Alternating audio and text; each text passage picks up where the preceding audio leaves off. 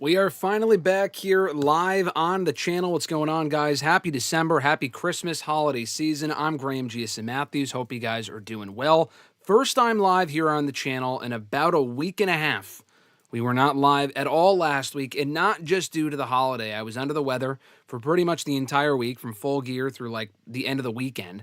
I was pretty okay by Thanksgiving, but by Tuesday, Wednesday, around the days that we would have been recording for this show and then for WrestleRant Radio, I was not feeling it. I said that in a community post last week. I appreciate you guys understanding, checking out the show anyway. Our first pre-taped #AskGSM, I think either of the year or since at least the very beginning of the year, because we've been going live pretty much every single week. We have been going live every single week since the beginning of the year. So I appreciate you guys understanding. I don't like pre-taping the shows if I don't have to. I would much rather be here with you guys on a Tuesday, on a Wednesday, what have you. The last few weeks have been crazy. I know last week we weren't live. The week before that, we moved the show to Wednesday, I think, as I was at Raw in New York City. I was at Raw the week before that in Boston. I was at Full Gear last weekend. It was a crazy last couple of weeks, but a very fun and fulfilling last couple of weeks. And we are back here as we wind down 2025 with you fine folks on #AskGSM. And again on Thursday, we're back on Thursday live as well. We're live, pal. Myself and Mr. Marceau for WrestleRant Radio, offering a full in-depth review of Survivor Series from last weekend, and also talking Raw, TNA landing on AMC as of earlier today. The announcement was made official. We'll be talking about all of that and so much more coming up on Thursday's WrestleRant Radio. But before then, we're live here today for #AskGSM, answering all your great questions from Facebook, from X, from YouTube, and any live questions that you have in the chat that I'll be getting to momentarily. One quick thing I do want to mention, though, before we get going, is that I was hoping to have the 2025 WWE AEW Year in Review Awards up and ready to vote in by now. Unfortunately, I've just been so busy and backed up, I have not had a chance to publish the polls yet. I was actually putting together the polls, and I'm going to be honest with you, it was honestly very difficult to put together the polls for this year, because there really weren't a lot of standout moments. I mean, there were a lot of great matches, but this was not exactly the greatest year for WWE or AEW, so putting together the categories for both of those companies was not an easy thing to do. It was not easy at all. So you will have a chance to vote. I encourage you guys to vote and to let me know when you do vote. The polls will be up on WrestleRant.com, hopefully sometime this week. Probably not today. I have some more work to do. They should be up by the end of the week. I will keep you guys posted. I will have an update on WrestleRant Radio when we are live again on Thursday. And if you do vote, we will reveal the results and talk more about each category. What was the best match of the year from both companies? Best women's match, best men's match, best pay-per-view, best moment, breakout superstar of the year, tag team of the year, and so much more. We will be breaking down the results and analyzing the year that was 2025 for WWE and AEW on the very last WrestleRant Radio of 2025. Now, the next couple of weeks will be fine, but I did notice that WrestleRant Radio falls on a Thursday for Christmas, or Christmas rather, falls on our fucking day. Christmas falls on a Thursday, and New Year's Day also falls on a Thursday. So we will not pre-tape the shows. I don't think that would be... I don't want to go back to pre-taping the shows if we don't have to. So what I'm hoping to do is go live instead on Friday. So the day after Christmas, on December 26th, and very likely on January 2nd. If possible, for Mr. Marceau and working out scheduling-wise and stuff like that, I would much rather go live for both of those shows to reveal the results and whatnot, so we can talk about it here on the show with you fine folks as we wind down the year that was 2025. So I did want to mention that before we get going with the rest of the announcements as we get going here, including shouting out our channel members. I want to give a shout out to Alexis Miss Mon Matthews, who I saw there in the chat a little while ago. I'll pull up the chat in a moment. Dillon, DiGiacomo, Mrs. Renee, DJ Swerve1, find him on IG, at Swerve1 on IG. Mr. Marceau himself, at RJ_Marceau on X. John Ritland right here on YouTube. Real Honesty with John Ritland. Richie as well, who I saw there in the chat. I'll get to him in a moment. Richie, what's going on, brother? Red Planet Wrestling right here on YouTube. Check out his great content. And last but not least, Average Grunt at gruntwrestling.bluesky.social on Blue Sky. More information and how to become a WrestleRant All Access Pass channel member down below in the description box. Getting some videos early and ad-free. You also get badges and emojis and the live chats.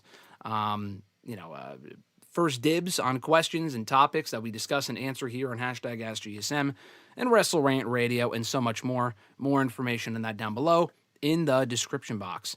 If you want to send in a question to this very show, you could do so by tweeting me on the Twitter machine on X at WrestleRant with the hashtag AskGSM. Find me on Facebook as well, facebook.com/Graham.gsm.Matthews. Drop a comment on the post that we usually put up on Monday nights, if not on the wall itself. And last but not least, drop your question down below in the comment section on this very video, after we're done being live, of course, and I will include your question in next week's edition. And of course, if you include a question in the chat that I will address in just one moment, I will pull up the chat in a minute. You can throw your questions in there, and I will get to them as we get going here for the show. The other stuff is primarily to schedule the questions. If you can't join us live, or if you just want to guaranteed that your question will be answered, send them in ahead of time. That always helps. And last thing, I promise you, before we get to the chat, I do want to mention this as well. Check out our Pro Wrestling Tees store. Just in time for the holidays. They have deals all month long, I would imagine. ProWrestlingTees.com/WrestleRant. Get yourself a WrestleRant shirt. But we not only have a WrestleRant shirt, we got a Halloween WrestleRant shirt and a Christmas WrestleRant shirt, all designed by the illustrious Alexis. So check that out right now over at ProWrestlingTees.com/WrestleRant. Get a shirt. Let me know. Send me a picture, and we'll shout you out here in the show. Share the picture on social media, what have you. And that's about it. So we'll get into the chat here. I appreciate you guys all joining us live. And of course, as I always mention, be sure to like this video if you are watching live or after the fact. Subscribe if you haven't already. Hit that notification bell to be notified every single time we upload new content and every single time we go live here on the channel, typically Tuesdays and Thursdays. I am pulling up the chat now. So for some reason, I think YouTube is doing this dumbass thing where everyone's name now is in their @ or whatever, like their @ name and not their actual name, like their fucking YouTube username. It's really stupid. I don't know why they're doing that. Thankfully, I can distinguish who everyone is, but I just hate that they do that. It's very dumb.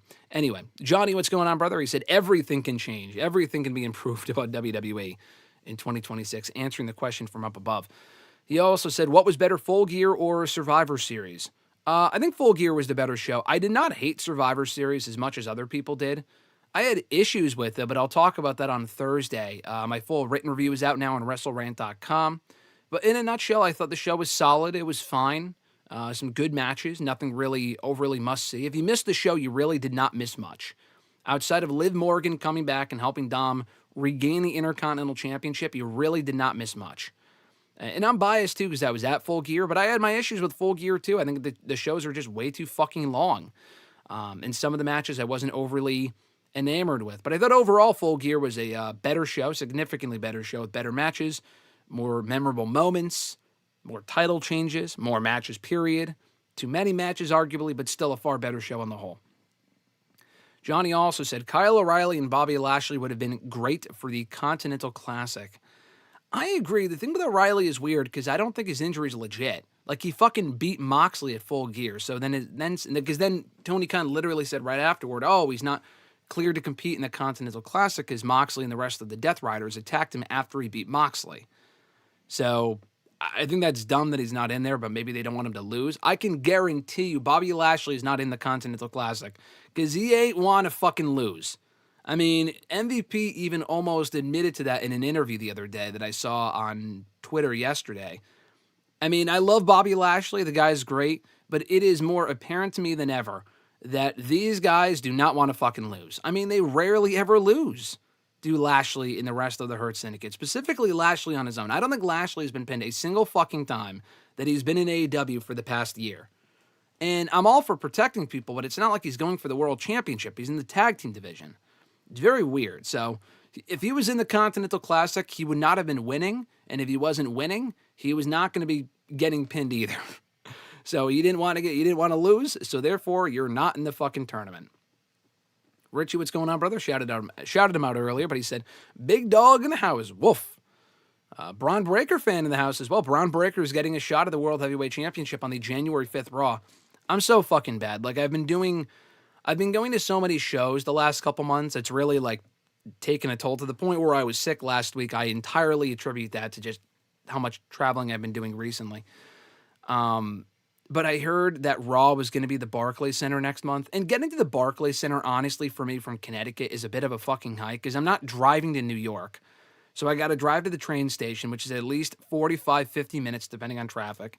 Take a 2-hour train to Grand Central from Connecticut, and then take a subway from Grand Central to Barclays.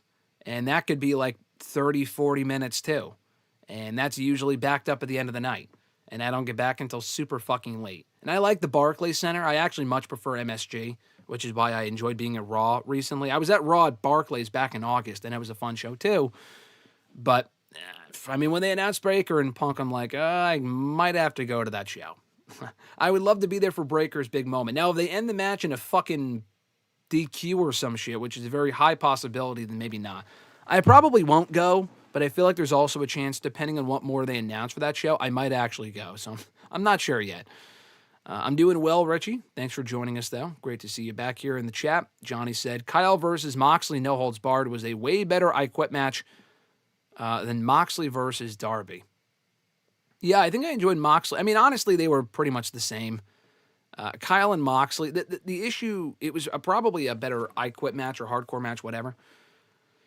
But the issue with Kyle and Moxley is that they don't really have this, like, bad blood. It's just that Kyle tapped him out a few times, and that's really it. Like, Moxley and Darby have far more bad blood. So the dumb shit they did in their I Quit main event back at WrestleDream, to me, made more sense than Kyle and Moxley, who are really just having a very basic feud. A fine feud, a good storytelling feud, but not worthy of all the plunder and the bullshit that they were putting themselves through in that match back at Full Gear, at least in my opinion.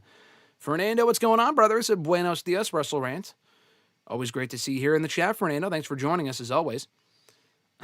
Johnny said the pop you got to returning to YouTube today is enormous. If we could hear the pop, I'm sure it would be enormous, but I'm glad to see you here in the chat. Johnny, thank you for joining us. I am happy to be here, feeling a lot better. There was no way I was going live last week. I felt like fucking shit. Specifically on Monday and Sunday. Tuesday was better, but I was still in no shape to be going live last Tuesday. I also had a lot of shit to do as well, so I'm glad we're back in full form here today. And hopefully you guys are also doing well. Richie said, I might be in the minority, although I only get updates via Twitter and YouTube, but I did not mind the finish to Survivor Series. The good guys can't win all the time. And now there's more interest in Austin Theory than ever before. So I'll talk more about the finish on Thursday. I was not a fan of the finish. I feel like it went over like a fart in church. I spoke to people who were there that told me the same thing. I think the heels winning was great. I think the heels winning, I predicted that. I wanted that to happen. It should have happened. And I'm glad it did. Breaker pinning Punk was also the right call. So it's not like everything about the match or even the finish was terrible. Like, I thought the match itself was good. Probably the weakest men's War Games match they've done since they brought the concept to the main roster in 2022. The other ones I was more fond of. I thought this match was good, but it kind of felt like it was just getting going before it ended. And that's weird to say for a match that was like a 40-minute match. But the interference was like, oh, okay. Like, if you're not going to do the reveal right then and there, it creates intrigue. But I also worry with Triple H that they might drag this out for like a fucking month or 2 months. And you might say to yourself, well, that's wrestling. They have to drag shit out sometimes. Yeah, but with Triple H, sometimes they drag shit out with no real payoff. Now, I'm not saying the Masked Man won't be revealed, but it might get to a point where he might be revealed and no one gives a shit because it's been so long of this guy getting involved and showing up and not revealing himself. Now, with Theory himself, there is more chatter around Theory now than at any other point in the last 2.5 years. I am still not convinced. I've said this before, and I will say this again. I am still not convinced of this massive, aggressive, major push for Austin Theory as part of the vision. I like Austin Theory. Let me preface this by saying that. I like Austin Theory. I think he's really talented. I think WWE, Triple H, fucked up royally in booking this man, who was actually better under Vince. And obviously you could say, oh yeah, like Omos was better under Vince, and so was Lacey Evans. I like Omos, but Omos was not getting pushed in Triple H at WWE. To a certain extent, I don't blame him because he's not all that great. Although Omos is very likable, different conversation. Lacey Evans, better under Vince McMahon. Yeah, but she also was not great either. Austin Theory was someone who under Vince had potential, may have rushed into him a little too quickly as Mr. Money in the Bank, but as soon as Triple H took over, had him lose. cashed in the briefcase, fucking lost that. For the United States Championship, no less. Won the belt anyway 3 weeks later, which was really weird. Started out by having a pretty great run as United States Champion. He beat Rollins, Lashley, won in Elimination Chamber, Edge, Rey Mysterio, all these other people. John Cena, and that was like the peak of his push. The Cena promo was like the beginning of the end for Austin Theory. That burial that Cena unloaded upon Theory in promo form, which I'll never forget on Raw in Boston that year, was awful and did Cena no favor, or did Theory no favors. The match was not all that great. Theory won. Cool. Didn't fucking matter. Cena literally said, and I think they took this out of the video package promoting the match because they knew it was dumb. Cena said, it doesn't matter if you win or lose, people will still not care. And that's honestly not fair to say. It's almost like, not a prodigy, what's the word? A prophecy. A self-fulfilling prophecy. Where if you say people won't care, they very likely will not care. But it's not fair to say Austin Theory was never over, because when he started out as United States Champion that second time, he was getting over. He was getting good reactions. He was getting a nice aggressive push. He had a great showing in that Elimination Chamber. People forget about that. Like, it's not like he wasn't over. And then after the Cena win at WrestleMania, they just kind of gave up on Theory. And that was 2.5 years ago. Like, this wasn't last month. They've already fucked up Theory a couple different times. They put him in a team with Grayson Waller, which I liked, but they dragged out the split for over a year and didn't even formally break up. Honestly, the only thing I think was worth salvaging with Theory was turning him face. I think he could work as a face if they really tried. He was getting good reactions on Main Event for whatever the fuck that's worth when they were teasing the split with Waller, and then Theory just disappeared. Like, was he actually hurt? Was he not hurt? The whole case with Theory was really weird. And I will talk more about that on Thursday. And as I said to RJ, who is equally as high on Theory as I am, I just don't give a fuck. I like Theory. But it's going to be very tough to convince me to take him seriously. After all the bad booking this man has endured, dating back to early 2023. That was a long time ago. A long time ago. A lot of damage has been done. And it's going to be a big mountain to climb to get back to that point. And then immediately thrusting him, like not even a slow build, it's fucking going from 0 to 100, going from being on Main Event with Alpha Academy to then being in a Main Event storyline with The Vision is not going to work overnight. I mean, he's far more charismatic than like Curtis Axel was, for example. But it didn't work with Axel because there was no slow build. He went from being a fucking bum who wasn't on Raw to then being a Paul Heyman guy who was out there beating Triple H by countout. Like, it just doesn't compute for me. So it's going to take more than what we got this weekend to convince me that Theory is going to be a star in this company.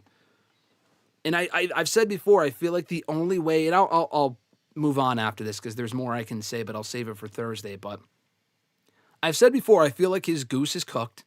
And he's young enough to where he can go elsewhere. I don't know if I don't know if AEW would even give him a look. I mean, like Killer Cross left WWE. He didn't get re-signed. Tony Khan clearly has no interest in Killer Cross. He's asked about it by Ariel Helwani, and Ariel, asked him, oh, you should sign Killer Cross. That seems like a layup. And Khan was like, oh, yeah, I like Cross.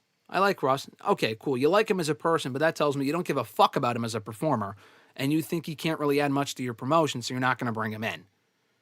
And I feel like Theory would also be in that same boat. Maybe I'm wrong, but it's not like Theory can go to TNA. I mean, they work with WWE. I guess maybe they can come into an agreement where they let him go and like, hey, listen, if you can kind of improve your stock in TNA, then we'll bring you back and give you another look, a la Drew McIntyre, among other people. But I just don't think this Vision thing's going to work. Because when people don't give a shit about Theory and the Vision, if they don't, maybe they will, but if they don't, it's WWE's own fault. It's not Theory's fault because he's not good. It's because you booked him so badly for so long. Of course, people will not care. But by some miracle, if he's able to get over in this role and it works, God bless him. God bless them. And hopefully it works out. I hope I'm wrong, but I'm just not optimistic about it. Nathaniel, what's going on? He said, hi, do you think Cope and Christian will win the tag titles at All In 2026? That's way too late, brother. I don't know how much longer Cope has. The word is that his contract is up next October. Now, that's not adding injury time. Maybe it is. I don't know. I think that's just the contract that he signed from October of 2023 through October of next year. He's been hurt at least once for several months, so they might add on time, but I don't feel like they would do that to Edge. And I think when this is it, this is it. He might go back to WWE for a one-off, but I don't think he's going to like WWE for a full-on fucking run again. I don't think that's happening. The guy's over 50. Those days are done. Nor is it really necessary either at this point. He already had that WWE run from 2020 through 2023. But anyway, they were winning the tag titles far before then. That is why FTR won the tag titles at Full Gear. So Cope and Christian can take those titles off of them at some point, probably in the not-too-distant future. Cope should be finishing up his acting commitments in that Percy Jackson show fairly soon. He's been off the show. He's been off AEW television since late September, almost 3 months ago. He should be back imminently. And when he is, we might get that match. I don't know. I mean, maybe as soon as World's End, but they would have to set that up pretty quickly. It would be kind of shitty to give FTR the belts on Full Gear only to have them drop them a month later. They could do that, but they don't have any pay-per-views in January or February. They have that Grand Slam Australia show. I guess they could do it there, but I could see them waiting until at least Revolution in March and doing the title change there. Probably not at all in. That seems like it's too far away. How was my Thanksgiving? It was good. Thank you for asking, Fernando. I wish I was feeling a little bit better health-wise, but I mean, I wasn't like completely garbage by Thursday. By Thursday, my condition was, I was pretty much good to go. I sounded more congested than I actually was. By Thursday, I was fine. I was far sicker on Thanksgiving a few years ago when I felt like absolute shit, and I couldn't eat anything because I felt like I was going to throw up. It was terrible. But on Thanksgiving this year, I was good. Played some Mario Kart, played some Mario Party. Watched some planes, trains, and automobiles. It's a good day. Nathaniel said, I just finished Stranger Things in season 5. Have you watched? Yes. We just finished the season, or what was given to us from the season of season 5 last night before Raw. We watched episodes 3 and 4 last night. We watched episode 2 on Sunday and episode 1 on Saturday. Good stuff so far. I think it's good. We liked the last episode. I thought that was well done. They've got me intrigued to see what more they'll do in the second half of the season. I know the next 3 episodes come out on Christmas, but the whole schedule release is the release schedule is stupid. I'm sorry. Like, I don't know what they were thinking. Oh, like, people are home for the holidays. I guess, but no one's, like, prioritizing watching Stranger Things. I feel like I haven't seen much buzz around the show because of when they released it. And now people kind of have to play catch-up and avoid spoilers if they're out and all this other bullshit. Like I said, we did not start the new season until Saturday, before Survivor Series, when the show actually came out on Wednesday. We finished it last night, but still. And the next 3 episodes come out on Christmas. Who the fuck is watching the show on Christmas? Unless you don't have friends or family, which, I mean, that's some people. I understand that. But, like, most people usually have somewhere to go or something to do. It's just not smart. We'll probably watch it the next day. But still, though, I enjoyed the season so far. I think it's been solid stuff so far. I'm curious to see how they wrap it up. We got board games at Survivor Series. It sucked, Fernando said. Yeah, I wouldn't call it boring, but it wasn't exactly. The war game stipulation was not necessary. They got to take a break from the war game shit. Someone asked a question about that in the scheduled questions. I'll get to that later. Nathaniel said, also, I wonder if the black mask guy is Austin Theory, because I would be shocked if it's Seth. It's not Seth Rollins. They're playing into it being Seth Rollins. It's like, oh, he faked his injury the first time. That's a smart thing to do, but it's not Seth Rollins. It is absolutely Austin Theory. People thinking it's Jericho or Randy Orton. You think Jericho or Randy Orton's moving around that quickly at their fucking age, especially Jericho? Give me a break. Come on, man. Even Rollins is not moving around that quickly at his age, hurt or not. It's absolutely Austin Theory. Unless the person under the mask is not who they reveal it to be, which would be dumb, but they've done that before. Nathaniel said, WWE is planning to make Roman versus Cody at WrestleMania 42. How would you feel about that? I think it's fucking stupid. I will talk more about that on Thursday, but I think if that's the plan, which I'm not convinced it is, I think that's just fake information. I'm not saying Meltzer's completely not credible, but like, he also reported that we'd be getting Punk and Breaker at Mania, which we could, but they just announced it last night for the first Raw of 2026 on January 5th in Brooklyn, like I said earlier. So are they going to have a series of matches? They could. Punk and Rollins feuded through WrestleMania despite having a match in the first Raw on Netflix. So I don't know. Roman and Cody, absolutely not. At some point, yes, you can do the trilogy. Cody turning heel would be great. Like, to really switch up that dynamic. I'm fine with that, like an Austin Rock type thing. It still just feels too soon. And we're also still at a point where Roman should be working with newer people. He should be working with Braun Breaker in Mania. He just beat, he lost to Bronson Reed in his last singles match at Crown Jewel, which I appreciated. But I don't really want to see him working with Cody again. It feels too soon after their last match at Mania 40, which was like one of the greatest Mania matches of all time. It's just, it's too soon. Alexis is here as well. She also asked, why is her username different? It's because YouTube is, they're switching the layout for some reason, and they show all the usernames now and not the name itself. It's fucking dumb. I'm glad it's not just me. I thought it might have been, I thought it might have just been me, but if you guys are seeing it too, then it's not just me. Very dumb. Thankfully, I can tell from the usernames who is who. It's pretty obvious, but still, it's very annoying. Typical YouTube's got to take something where there's nothing wrong with it and fix something that's not broken. Johnny says, I hope Tony Khan doesn't make a hardcore title. It seems like we had a hardcore match. We have a hardcore match every month. Every month? We have one every fucking week in that company. I'm honestly kind of shocked that he hasn't done a hardcore title already. I hope he doesn't. They already have enough titles and enough hardcore matches, so no thanks. Thank you, Nathaniel. He said, I like your Edge hat. Thank you very much. I have 6 total Santa hats that I wear throughout December. All WWE Christmas hats, but I have an Edge one. I have a Kevin Owens one. Ultimate Warrior one. Hardy Boys one. Bad News Barrett. Very random, but I got that on clearance like a decade ago. I have a Bad News Barrett Santa hat. And I have, what was the other one? Oh, AJ Styles. So I got 6 Santa hats. WWE hasn't sold any Santa hats. This was like the most recent one they sold a few years ago, like in 2021. They don't sell Santa hats anymore. They sell fucking ugly Christmas sweaters, of which I have a few. I have 2 of them. But I need more Santa hats. We need more fucking Santa hats. Over under 2 years until Dolan rules TNA. What is Dolan? WWE? Is that what you mean? I don't. Or ruins TNA? Or I thought you said runs TNA. By Dolan, I assume you mean WWE. There's no correlation between Dolan and WWE, but I'm going to assume you mean WWE. I mean, WWE helped TNA get on AMC. So, I mean, for all the issues that their working relationship that they've had with the working relationship creatively, and I've had my own 2 cents. I've also largely enjoyed seeing a lot of the familiar faces on both shows. I think it's been cool. It's really helped TNA from a business standpoint. I'll tell you that. Will they ruin TNA? Maybe. They're kind of also, I will say this. I'm glad TNA's on Thursdays. I just realized that because I know there was that original rumor that they might put TNA on Wednesdays to go up ahead against Dynamite. Like, they're clearly just using TNA to fuck with AEW. Obviously. Like, it's very evident.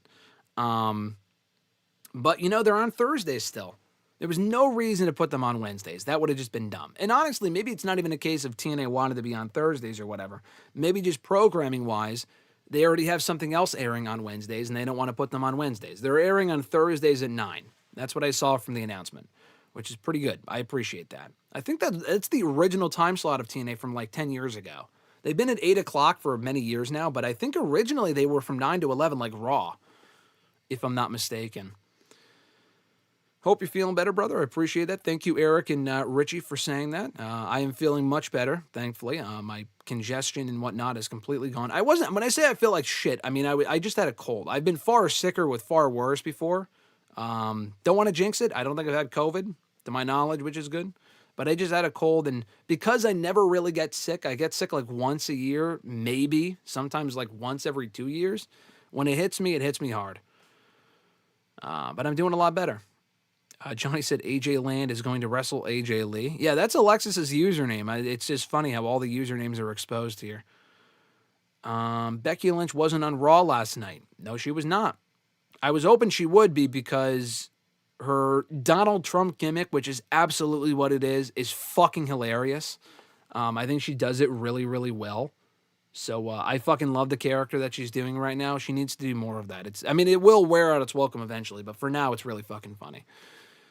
Edge and Bootio's Christmas combo was crazy, Richie says. Yeah, I got a bunch of Christmas shirts, bunch of Christmas hats, Christmas decorations behind me. Get used to it, guys. This is what you're going to be seeing. This is up all the time, but this is what you're going to be seeing now that we're on video for the Christmas season in 2025. This is going to be happening all month up until Christmas, so get used to it.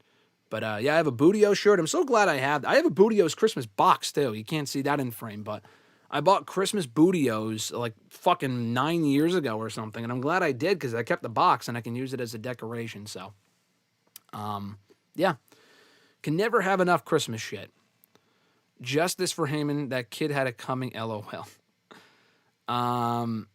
Yeah, I saw the video. I mean, Heyman should not have shoved the kid, but the kid also should not have been in the way. I saw there was more heat on the security team for allowing the kid to get that close to Heyman than there was heat on Heyman for shoving the kid. I mean, I wouldn't have shoved the kid if I was Heyman. I mean, who knows what weapons kids... I mean, it was also in the fucking arena, I'm pretty sure. I doubt anyone has a weapon. But you also never know. You might be living in the old school territory days.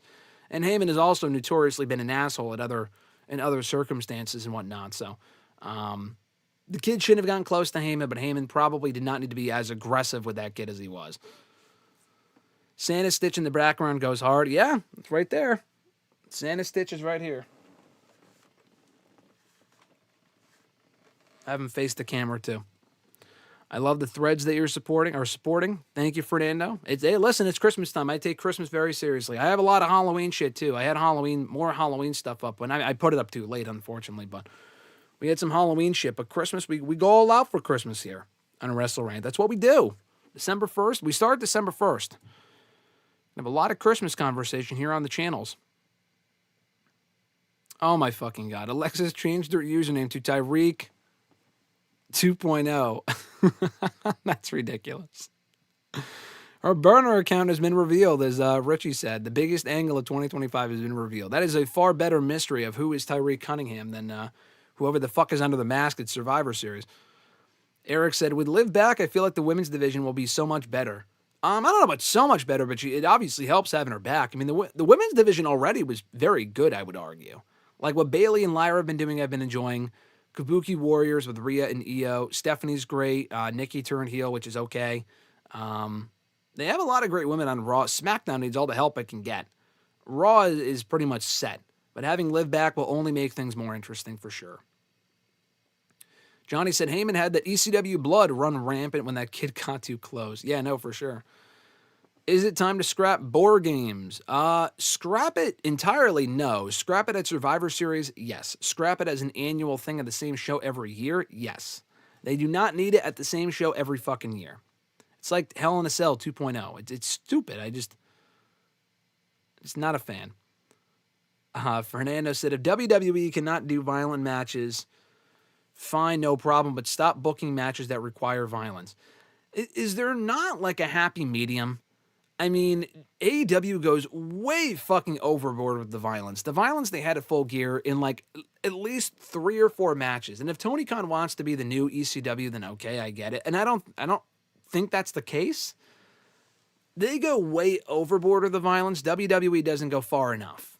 And there are matches where we get blood and some cool shit and whatnot, but not often as we should. Like War Games was not really all that extreme at all. And I'm not saying they needed weapons, but like the cage is the weapon. But people jumping off the cage will only ever get so interesting when we see it all the time, every single year. Eric said, I'll be honest, my moments of the year is WWE either Cena winning 17 or Tatum winning the title. For AEW, it's Hangman winning. Yeah, those are some good moments. Cena winning 17, unfortunately, sucked because that was in the match with Cody at Mania. That will not be on my best matches of 2017 list or 2025 list. Is him winning number 25 or 17 rather. But anyway, the Hangman win it all in will be on there. That was also an amazing match. Alexis changed her name just so she could pop us, brother. I just wanted to pop you, brother. Johnny said, I will be working in North Pole City, Antarctica during the Christmas break. The trillionaire Santa Claus pays good money. I'm sure he does. Santa Claus was the original Jeff Bezos. And now Amazon's doing him a disservice. Fernando said, I think the ESPN partnership has been a flop so far. I mean, I don't know if it's a flop or success. I saw the report that WrestlePalooza on ESPN was not a success. And the whole, I don't know how many people are actually paying for these PLEs. I would not fucking pay $30 for these PLEs. I have an account that allows me to get these shows for free. If you are paying $30 per PLE, it's not worth it. I know it's not the AW pay-per-views of $40, $50, $60, whatever it is, but even $30 for these shows when they were originally $10 a month on Peacock is not fucking worth it. I'm sorry. Especially when it has ads on it and all this other shit. So I don't know if it's been a flop. The ESPN partnership has only been going on for like 2 months, 3 months. It's too soon to say. Will they still be on ESPN in a few years from now? That's questionable. I'm not sure. I also saw today, by the way, that WWE's classic content is leaving Peacock at the end of this month. Fuck this company, man. Because they also have no idea where it's going, and they don't give a shit. I mean, I'm not saying that's the overwhelming majority, and the answer to that is probably like tough shit. I don't care about that stuff. You do, so fuck off. But it's like, there are people who do care about the classic content. That was the whole appeal of the network in the first place. All the pay-per-views are going bye-bye. I'm so glad I have several shows on DVD. I mean, it's amazing how everything really does truly go full circle. And I will be able to watch my shows now on DVD because I don't think the pay-per-views will be available anywhere else. That's fucking garbage. I can't watch any of the old pay-per-views anywhere for free. I mean, it's on Peacock, but like after that, on YouTube they have shit, but it's not organized. That's part of the problem. It's on the WWE Vault. No, it's not. Like a lot of shit is not on the fucking Vault. And it's not in full, and it's not organized. Garbage. This company doesn't fucking care. As far as that stuff goes, they can go fuck themselves. It's so fucking lazy. And God forbid you can't ask Triple H about that because he doesn't do any interviews and he doesn't appear in the post-show press conferences anymore because they stopped doing them. Fucking stupid. Nathaniel said, how do you feel about Cena losing and do you think he should beat Dom? Do I think he should have beaten Dom? No, I don't think he should have I don't think he should have beaten Dom in the first place. I think Cena as Intercontinental Champion was a complete waste. They just wanted to give him another title, become Grand Slam Champion, sell some shirts. Okay, whatever. I don't really give a shit about that. I'm glad Cena lost. I think he should have always lost. The match itself was a bunch of bullshit shenanigans, but, you know, the crowd ate it up. It was fun, whatever. And I'm glad Dom is champion again. Richie said, you got me, brother. Talking about Alexis. Nathaniel said, Gunther. Fernando said, top 5 Samoa Joe title victories from any promotion. Oh, God, I don't know. I mean, NXT, honestly, the number 1 Joe title victory for me, I actually have been there for 2. I've actually been in attendance for 3 different Samoa Joe title wins. Now that I think about it. I was there when he won the United States Championship at WrestleMania 35. I was there when he won I was there for 4 of them. I was there when he won, maybe more than that. But I was there when he won the United States Championship at WrestleMania 35 from Rey Mysterio in like a quick squash. I was there when he won the AEW World Championship both fucking times. When he won the title in at World's End 2 years ago and at Full Gear last month, I was there for both of those shows. So I was there for those, but moreover than anything, and I guess those would be my top 4 because I was there. But the best Samoa Joe title win that I was there for, that is still the best. Or no, actually, Joe didn't win the U.S. title at WrestleMania. I think he just squashed Ray to retain it. So never mind, I take that back. But still the number 1 title win for Samoa Joe that I was in attendance for was when he first won the NXT Championship on a fucking house show that I just so happened to be at. They never do this shit. But they did a title change on a fucking house show in Lowell, Mass back in April of 2016, almost a decade ago. Still one of the best shows I've ever been to and one of the greatest moments I've ever seen live. RJ's shoulder is still in pain from me tugging on it, from him sitting next to me, being like, holy fuck, Samoa Joe just won. It was insane. He beat Finn Balor, who had been champion for like 8 or 9 months, 10 months maybe. He had been champion for a long time. It was insane. It was just an amazing moment. And I'll never forget that. It was a fucking house show, too. It was a fucking house show, and they did the title change, which was incredible. So, yeah, that's easily number 1, and it's not even close. But the AEW title victories were also cool. Millennial Noob, what's going on, brother? He said, hey, Graham. What's going on, Noob? Thanks for joining. Richie said, illustrious Alexis is actually a great gimmick.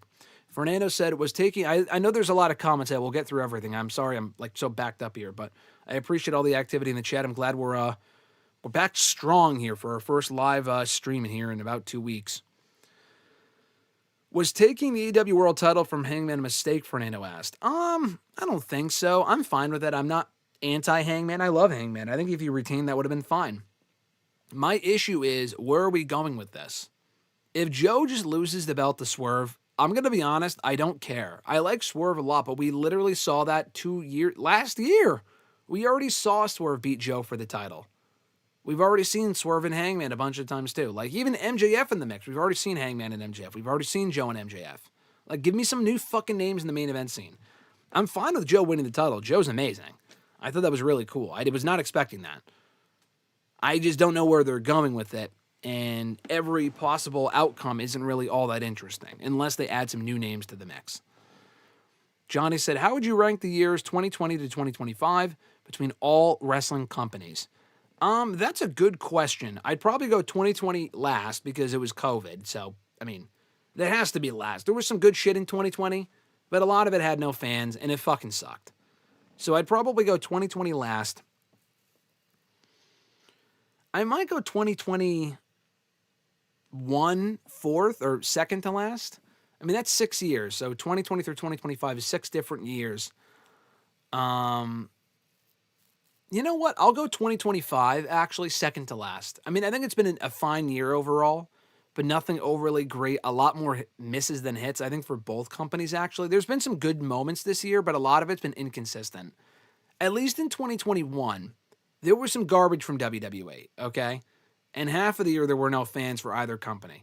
But at least in 2021, you had that amazing second half from AEW. And also just getting fans back was a thrill, too. So I'll put 2021 third to last and number 4. So then that leaves 2023, 2024, and 2022. I'll put 2022 at 3 because half of that year for WWE just sucked. It also was not a great year overall for AEW. 2023 might have been Triple H's peak creatively. So I might go that at number 1. And I think AEW did some good stuff that year. I enjoyed 2023 overall. I think people would say otherwise. I'd probably go 2023 1, 2024 2, 2022 at 3. At 4 would be 2020 1. 5 would be 2025. And 6 would be 2020. That's probably how I would rank it. Richie said, 1 like on the stream is 1 less ad on the WWE canvas. Oh, that's the last thing we need is more fucking likes. So yeah, be sure to like this video. Let's get those fucking ads off the canvas. It's too many. Although I like the PlayStation promotional crossover or whatever at Survivor Series. I thought that was cool. Johnny said, Bobby Lashley, I'm not taking a pin, brother. Bobby is definitely saying, that doesn't work for me, brother. Guaranteed. I absolutely hate the Barclays, Richie said. I don't mind it. It's just too fucking far for me, and the stairs are too steep. I don't mind Barclays. It's a nice arena, but I'd actually prefer MSG. January 5th seems like the big Raw annual show. It is now because they typically do try to go all out for the first Raw of the year. Not every year, but it feels like most years that I've been a fan for the last 17 years, they've tried to do something big on the first Raw of the year. Mankind won his first WWE title on the first Raw of 1999. They've done a lot of big shit on the first Raw of the year. So I wouldn't be surprised if January 5th is another equally big show. Fernando said, I am sick of the narrative about certain wrestlers being better chasers than title holders. You can say that about anyone. Yeah, I agree and disagree. There are certain people that are better in chase mode than as champion. But I'm not saying, they should have taken the title off of Hangman because he's better in chase mode. You can't fucking chase forever. And you also can't always have 2-month title runs. I mean, Hangman held the title for at least 4 months. So it's not like he was champion for a month. I mean, he was a good champion. He had some pretty good matches. So Hangman had a good run. Not every run has to be 8 months. Not every reign has to be a month. But I agree. I mean, people saying, better chaser, never give him the title. Like, Jey Uso had to fucking win the title eventually. I don't think Jey Uso is world championship material. But, he's been good in chase mode for years now. But he had to win when it matters most. Otherwise, he's just a loser. So, thankfully, he did win earlier this year.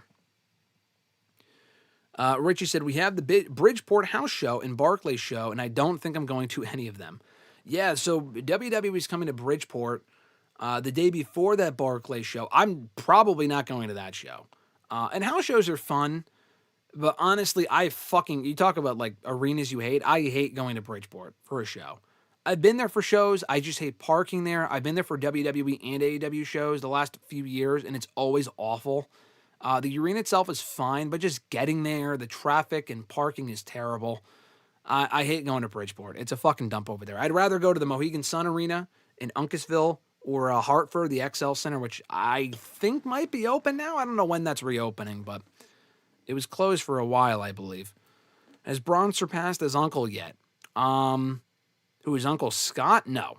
I mean, Scott Steiner, so far, Scott Steiner's had a much more decorated career as one half of the greatest tag teams of all time.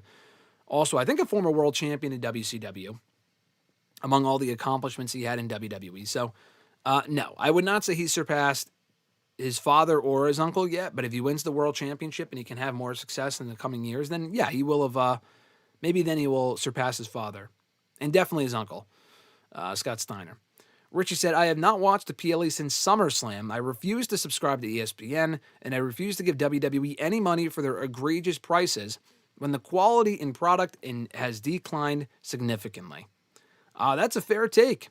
That is absolutely a fair take, and I know you're not the only one. I've talked to plenty of people who have not watched the product really much at all, have not paid much attention to the product in many months, probably since SummerSlam. I feel like that's the general consensus. And obviously, I'll always watch, and there's certain elements of the shows I enjoy. I think Raw's been a good show. SmackDown's been a fucking disaster. I mean, SmackDown has sucked. Some shows are okay. Some shows are good. A lot of shows are just terrible. And going to 3 hours does not make it any better. I mean, I would not pay top dollar for SmackDown at all. If SmackDown was coming to the... If I had to pay for a ticket to go to SmackDown here in Connecticut, I'd say no thanks. Specifically. But yeah, the prices in general are egregious, and hopefully they go down soon, but we just can't predict. We don't know. Fernando said, Bobby Lashley or Brody King should have been chosen to win the world title instead of past his prime Samoa Joe. I agree, and I didn't say that about Brody King or Bobby Lashley. You say past his prime Samoa Joe. Brother, Bobby Lashley is older than Samoa Joe is. Okay? Like, Bobby's also not in his prime.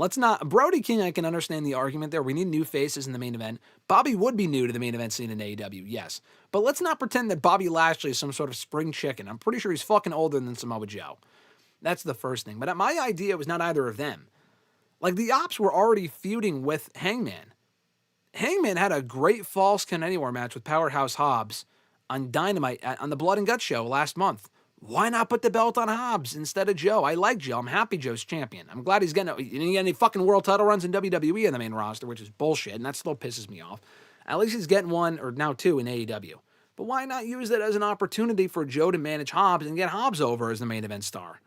Why does it always have to be the same few people? I don't get that. Moxley was champion for God knows how long, and he was champion already 3 other times. We haven't had a first-time champion in AEW since Bryan Danielson won it last year. And even Danielson's not exactly a new name. Before Danielson, who did he take the title? Or Swerve. Swerve was a new name they made. But now Swerve's back in the mix. He's already held it. That's fine. People can win it twice. But we've had a lot of 2 and 3 and 4-time champions this year. I just want new names. Johnny said, we won't find out who the person is until WrestleMania. Talking about the Masked Man? I fucking hope not. Wouldn't be surprised, but I fucking hope not.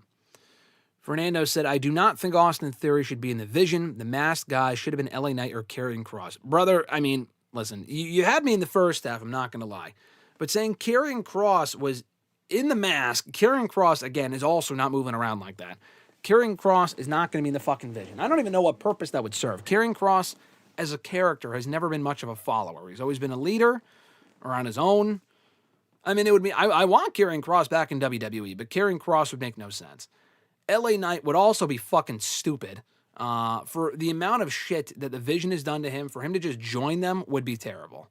And shockingly, LA Knight is still over. So to turn him heel would just also be dumb. So, could it be LA Knight? Maybe. Was that LA Knight on the cage? No. Again, LA Knight ain't moving around like that. It's not either guy. I think Austin Theory, for as much as I shit on it earlier, is a better fit for that role in that group than Knight or Kross. But even Theory, I just don't really, the whole Vision thing, it's just like, just put the fucking belt on Breaker. Do we even need a group? I don't even really like Logan Paul being in the group. I think he works well with them, but Breaker's got to be positioned more as the front man and not Heyman, not Logan. I like Reed, but not Reed. It's got to be Braun Breaker. Eliminate Rollins so you can make Breaker front and center of that group. Give me Backshot Solomonster. What a fucking name. He says, assuming Bianca is cleared by the Rumble and for the Jade match at WrestleMania, who does Tiffany face? Can't imagine she comes back as a babyface because she'll be fighting the same people unless she goes to Raw. Brother, they're not turning Tiffany face. They're not turning Tiffany heel. Why the fuck would they turn her heel? They just turned Jade Cargill heel. They're not turning Tiffany heel. That doesn't make sense. I mean, they might turn Chelsea Green, so that could allow for another spot on the heel side. But even if Tiffany turned heel, who would she even work with? Jade just turned heel. And also, Jade, they've already had multiple other matches. I would move Tiffany to Raw. Now, I don't know if they're going to do a draft next year or whatever the fuck's going on. The problem with moving Tiffany to Raw is that Raw is stacked. So if you move Tiffany to Raw, one, I don't know what she does. And two, you have to move at least two women in her place. Like, you can't just move one woman to SmackDown in exchange for Tiffany. You got to give SmackDown two people because SmackDown's women's division has almost no depth. Now, I could see Tiffany maybe feuding with Chelsea Green over the Women's United States Championship. It's obviously a demotion, but it's still something. But that's assuming they don't turn Chelsea Green face. And if they do, maybe they turn Tiffany heel. I don't know. And even that feud doesn't really do a whole lot for me, but it's something that we haven't seen as a full-fledged feud yet. Will Tiffany be at Mania? Honestly, as I sit here right now, no, I don't. I mean, unless she's in a tag team match or something for the women's tag titles and she teams with, like, I could see her teaming with, like, a Chelsea Green. I could see that. But beyond that, I don't think she's on WrestleMania next year. Richie said, thoughts on TNA possibly moving to AMC at the beginning of 2026. Apparently, AMC's official social media channels posted a teaser featuring a live crowd cheering alongside text that read 1/15/26. Well, like I said earlier, they made it official. They did make it official earlier that TNA is headed to AMC, so you are right about the teasers, but they made it official this morning that it is indeed going to AMC on January 15th. So I think that's cool. TNA is finally back on an actual network for the first time in over 10 years. I don't think I had Destination America. I might have even had Pop TV. I think they were on Pop TV first. No, they were on Destination America first. I think I had that channel. But this has got to be the biggest channel they've been on since Spike, and that was in 2014. So it's nice to see them on a bigger network. They just got to put forth a better product, because the product in the last month or so has not been great since Bound for Glory. Johnny said, I hear Becky and Lacey are going to have a street fight in Dublin, a real street fight. That whole Lacey and Becky thing was just embarrassing. I mean, Becky, what she said was not even inaccurate, and Lacey got all upset over it. Like, sorry, you sucked. I mean, Lacey, you just weren't all that interesting. I don't know what to tell you. Nathaniel said, did you hear Becky is still boycotting Raw? Oh, yeah, that's why she wasn't on the show. She was boycotting the show. They should have shown that on Raw. Maybe they didn't. I skipped over it, but storyline-wise, that is why she's not on the show. Richie said, lots of controversy surrounding WWE in the Queen of the Ring film. Apparently, the Fed blocked both Charlotte and Liv from starring in the film and tried blocking ads for the film to air during Raw. Yeah, I did see that. I mean, I don't really think it's stupid. It's not surprising. They would have been cast in the movie. I saw the agent who came out and talked about it. Like, this was years ago, like in late 2023. So I don't know if their mind would have changed, or like if this came out in 2020. I mean, the movie came out this year, but like I'm saying, if the casting process was now, would that have changed? I don't know. I mean, here's the other thing too. Liv Morgan has since been in a fucking movie. She just filmed like some Japanese movie or something like that. So it's not like she's not getting roles. I don't know how big that movie's going to be, but she was cast in a movie that takes place in Japan, some Japanese film earlier this year before she got hurt. And then Queen of the Ring, you can argue, well, they didn't want WWE talent in there because AEW people were in there. That also wouldn't make sense because Becky Lynch was in Happy Gilmore 2 with fucking MJF, who was a main character in that movie. Now, that's a Netflix movie. But even in Queen of the Ring, Naomi was in the movie. Naomi was in the movie. And I don't know. It's just funny to me because Naomi was in there and they didn't cast Charlotte or Liv. Maybe they were busier. I don't know. I don't know why they said no. I don't really even think it matters because honestly, we saw the movie. I liked the movie. It was okay. It was not great. That movie was not, it was not the Iron Claw. Let's put it that way. And honestly, I completely forgot about it, that movie, until like it was brought up again recently. That movie will not go down as one of the better movies of the year. It was like historically not even all that accurate, which you could say the same thing for The Iron Claw in certain aspects of it, but at least that was a better movie. It was a good effort, and I like seeing more wrestling representation on the big screen, but it just wasn't great. So honestly, them not being in it really didn't make much of a difference. Fucking Camille was in that movie, and we haven't seen her on AEW television in over a year, so it's not like it exactly helped the careers of anyone that was involved in it.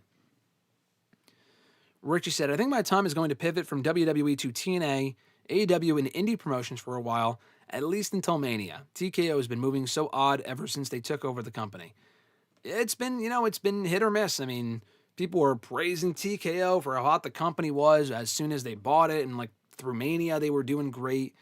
But they've made a lot of questionable decisions business-wise and creatively in the last year. So, I don't blame you for tuning out of the product for a little while. But focusing on other wrestling instead is great. Like, a lot of people just stop watching WWE and that's it, and that's fine. Some people only like WWE. But if you like wrestling and not just WWE, I would implore you to check out, and you might not like it, but I would implore you to check out the other alternatives to see if you like it. That being TNA. Now, TNA has a lot of WWE influence at this point because they have a working relationship. But TNA, now that they're on AMC, no better time to try out TNA than now. I think TNA does some great stuff. They have a great roster. Check out TNA. Check out AEW. I mean, they're the ultimate alternative, and maybe that won't be your cup of tea, but check out AEW as well.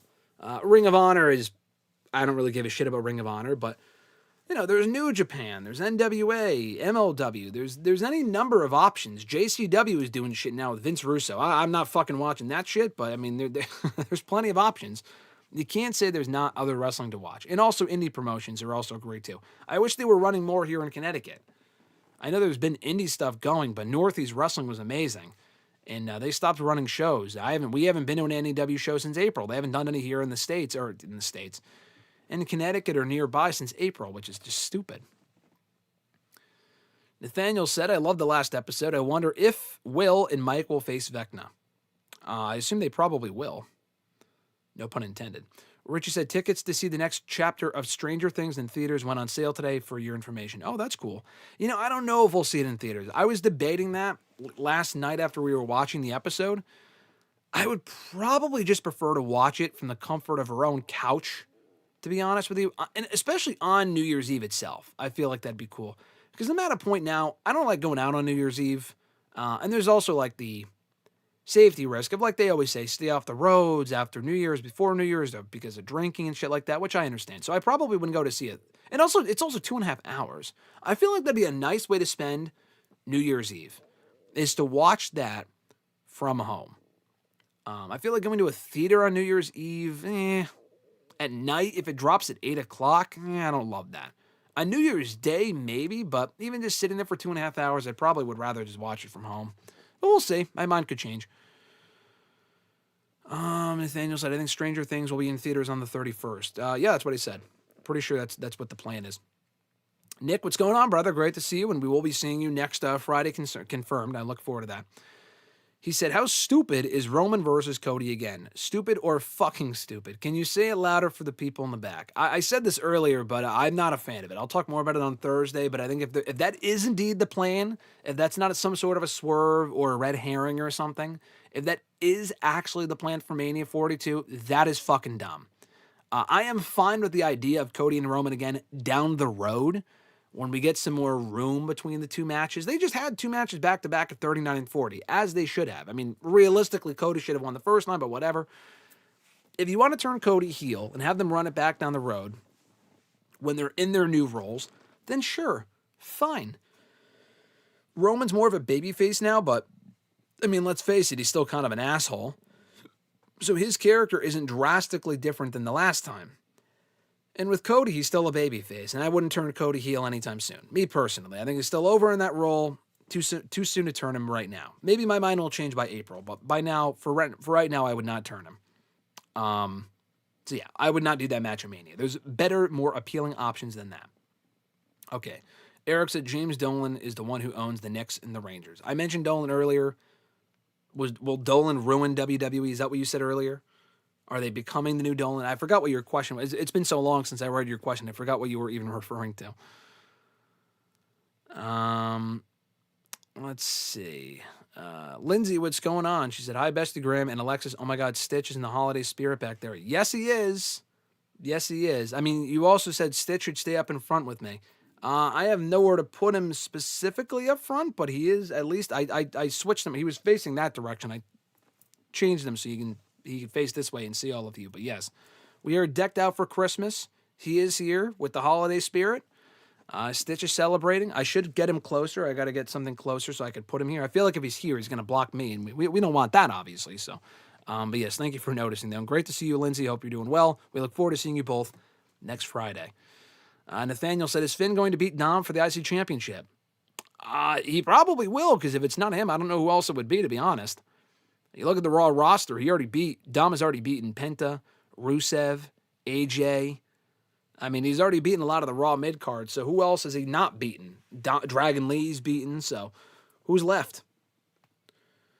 Richie said, we didn't know how good we had it with the WWE Network until we lost it. I know for sure. I tried to enjoy it while we had it, but it really was a fucking steal. Now they just fucked everything up, man. It's just so annoying. Cena wanted to put over as many people as possible on his way out, Eric said. Yeah, Cena, I think, wanted to, but let's be honest here for a second. How many people did Cena really, I mean, just to be completely transparent, how many people has John Cena actually put over during this retirement tour? I mean, there's a very good chance he might lose on his last match to Gunther. And there's also a very good chance he'll win. But overall, how many people did Cena actually put over? He technically put over Jey Uso in the Rumble, because Cena did not win the Rumble. He was one of the last people in the Rumble with Jey Uso. So he did put over Jey, which was something. Okay, he put over Jey. Even though he didn't get pinned by him, but you could still make the argument he put over Jey. Okay. He won the Chamber. He won the title at Mania in just a fucking dud of a match with Cody. He beat Orton. He beat Punk, people who would not really be elevated anyway. I mean, those were good matches to do, but he wasn't exactly elevated. R-Truth was not elevated by the Cena thing. I mean, the R-Truth thing was just a fucking bizarre period of time. Truth never even, he beat Cena by DQ, but it's not like he put him over. That doesn't count. He put over Cody twice in the tag match at Money in the Bank, and then again at SummerSlam. So he did put over Cody. He did not put over Logan. He beat Logan. He put over Brock, but did Brock really need to be put over? I mean, come on. That whole thing was fucking stupid. He beat Dom for the title, and then lost the title to him. He did not put over AJ. He beat AJ.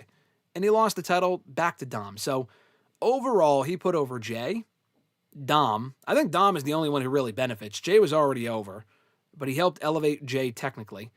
Cody was already a made man. I mean, honestly, the Cena feud kind of hurt Cody more than anything for a little while there. He was getting booed because the Cena heel turn just sucked. That's a whole other conversation. The only person he really tried to elevate was Dominic. And I'm not saying that's Cena's fault or not. That's just how the booking happened. But it's not like Cena was out there losing to the Breakers and the Hazes. And, I mean, he might lose. Hopefully he loses to Gunther. I think Cena could win and it'll be fine. But it's not like he's been out here all year putting over the next generation. He really hasn't. Except for Dom. That's about it. Yeah, Richie said, you were at that house show? I was at that fucking house show. Mr. Marceau and I both. I think that might have been his first NXT show, I want to say. Because NXT was they were running house shows now, but they were running a lot of house shows back then. And they were in Kingston, Rhode Island the day before, or that next day or some shit. And they were in Lowell. And I think that was my first time at the Lowell Memorial Auditorium. I've been there for a lot of shows since for NXT. I've been there for Ring of Honor shows and some other stuff, but largely NXT. We've been there quite a bit. Mr. Marceau and I have been there for that. But yeah, so we've been there for that. We've been there for NXT since. That was the first time I think we went there. I went there for a Ring of Honor show later that year, and that was great too. But that NXT house show was incredible. I mean, that was peak NXT for me. And that Samoa Joe title win at the end of that show was just, I still think about it to this day. How lucky I was to be at that. And it was a great show anyway. That's the funny thing. Nathaniel said, I would love to see Cope and Christian win the tag titles at Revolution. It's in LA next year, and it makes up for how it went in Revolution last year. Oh, okay, saying how at Revolution this past year, Edge faced Moxley for the title, and Christian attempted to cash in his title shot and lost the match and got pinned. And so it did not work out well for Cope or Christian. If that's what you mean, 1 year later they win the tag titles, like I could see that. Yeah, that pop was insane. The pop was like, what the fuck did we just witness? When Samoa Joe hit the 3 count on Balor, we joked, Mr. Marceau and I joked, but it was like, okay, Muscle Buster, okay, like 1, 2, 3, what the fuck, what the fuck? And like everyone was, their jaws were on the floor. Everyone was completely shocked. It was incredible. And then it just kind of sets in that he actually did win and they were not reversing the finish because people thought it was a botch. Legitimately, we all thought it was a botch that Joe won. It was either a botch or they were reversing the finish. And then they announced Joe as the champion. They played his music. And then it set in, holy fuck, Samoa Joe is the NXT champion. One of the greatest moments I've ever seen in person. Richie said, what's the best match that you've seen in person? Good question. He said, I think my top 2 have to be Cody versus Roman at Mania 40 and Gargano versus Andrade TakeOver Philly. You just answered my question. I was at both of those shows as well. Those would also be at the top of my list. I think even more than Gargano and Andrade. I think a better NXT match I was there for was Cole and Gargano from TakeOver New York. TakeOver 25 I was also there for a few months later for their second match, which may have been even better. Either one of those might be one of the best matches I've ever seen live. Those, Cody Roman's in that conversation. Bayley and Sasha from TakeOver Brooklyn might be number 1, if not a close number 2. Cena Styles from SummerSlam 2016 was incredible. Styles winning clean was amazing. Yeah, probably any of those 4 matches. I think the top 5 would be, in no particular order, Cody versus Roman at Mania 40. What did I just say? Cody versus Roman, Bayley and Sasha TakeOver Brooklyn, Gargano and Cole from TakeOver New York or TakeOver 25, either one. Gargano and Andrade from TakeOver Philly. And what was the other one? Cena and Styles at SummerSlam 2016. Honorable mentions to the Bucks versus Lucha Bros, the tag team cage match at All Out 2021. That match was probably the best cage match I've ever seen, especially in person. That was great. I mean, I've been to Mania for the last 5 years, so any Mania match really from the last 5 years. Like, Io, Rhea, and Bianca for Mania Night 2 this year was amazing. One of the best women's matches I've seen in person ever. Incredible match. There's a lot, man. I really liked Brodito and FTR from Full Gear. That's not one of the best matches I've ever seen in person, but it was an excellent match. I fucking love that match. There's too many to count, but those are the top ones. My phone just went off. Hold on. Alexis is actually texting me as we speak. Give me a sec. Let's see. Johnny said, Ronda dominated UFC and WWE. In 2026, she's going to dominate female boxing when she knocks out Katie Taylor. Yeah, I saw... She said she's listening to the show. If you're listening to the show, I saw your text, Alexis. Just let me know if it was emailed or texted to me. I did not get a text. I did not get a text with a code. I don't think I was emailed either because I have my notifications on. So let me know how it was sent. If it was by email, I have to check. But anyway. Yeah, I saw that Ronda was going back into boxing. Good luck to her. He even said, I wonder if Ronda's going broke. That's hilarious. Maybe. She might be. I don't think she's going broke, but... She already went to WWE twice, and it didn't work out very well the second time. So she's probably, I don't know. She's trying something different. God bless. Fernando asked, did Alexis and I enjoy Wicked for Good? Yes, we enjoyed the movie. I thought it was a very good movie. I think the first one was better. I didn't love this one, but I did like the movie. She liked it more than I did. She liked the first one more than I did, but I thought the first one was also great. Better movie, but still good. This movie was still good. Shawnee said, I know, but I think the fight will be a fixed fight. I mean, it feels like most fights these days are fixed just for money purposes. I would not be surprised. For the Ronda Rousey fight, that is. Nathaniel said, I would love to see Ospreay as AEW World Champion. That's one of my AEW favorites. Ospreay will absolutely be World Champion. He has to be healthy first and be cleared to compete, but he will be World Champion undoubtedly. Ospreay is one of the best in the world, if not the best in the world when he's around. He also said, do you think Seth should have beaten Braun Breaker for the championship? Or should he beat Braun Breaker for the title? Absolutely fucking not. That would be stupid. Seth was already champion. What would get Seth gain from winning the belt from Braun Breaker? Braun Breaker should not be, unless the story was just so juicy and interesting, then maybe. But that sounds like counterproductive booking. by having Braun win the belt and then lose it to a returning Seth who's already held the belt a bunch of times. No thanks. Richie said, I just need one more Nikki Bella title run for 1 year and she loses it, then reunites with Brie for one final Bella Twins tag team match. And we need that Tonga Loa world title run as well. I will take the Tonga Loa world title run. The rest of that shit can absolutely fuck off. We got to get it. We might have to call the loony police on Richie. He might have lost his marbles with that comment. A year-long title run for Nikki Bella. Got like it's 2015 all over again. I don't want to be reliving that nightmare. I think Becky Lynch faces AJ or Rhea at WrestleMania, Nathaniel says. I hope it's not AJ. I mean, I like the AJ-Becky feud. Are they really going to drag it out for another 4 or 5 months? I mean, come on. Come on. I'd rather see Rhea and Stephanie, to be honest. I feel like Rhea should go after the Women's World title and face Stephanie. Becky and Rhea would be fine. We saw that at Mania last year, but that would be fine. Richie said, also, I saw that TNA announcement long before I saw that it was official. Yeah, the teaser was, they put out the teaser last night. The teaser came out last night, and then it was made official this morning, so I don't blame you for missing it. Hold on. I got to check my email real quick for Alexis. Oh, okay. She needed a login code. And I'm going to send her said login code. You're getting live... This is what you get with the live streams. This is what you guys missed last week when we didn't do a live stream. You missed me sending codes to Alexis midstream. All right. Richie also said TNA was on every channel that no one has had since Spike. Yeah, no, seriously. They were on a bunch of fucking channels that no one had. Nathaniel said, do you want to see Liv, Morgan, and Stephanie? Yeah, honestly, I think that makes sense as the next storyline for Stephanie. I would move beyond Stephanie and Nikki. If they wanted to continue it, fine, but I don't think it's necessary. Sorry, I was reading one of Richie's his upcoming comments. I'll get back to it in a minute. But anyway, I know my email's like fucking blowing up. Liv and Stephanie makes sense. Not as a Mania match, but doing that soon and Stephanie retains and Liv goes babyface at some point. Yeah, I'm good with Stephanie and Liv. I think that's a good feud to do. Would I want a 2-night Survivor Series? Absolutely fucking not. I thought the show this weekend was fine. The last thing we need is to make more things 2 nights. That would make it even less special than it already is, and Survivor Series isn't all that special to begin with.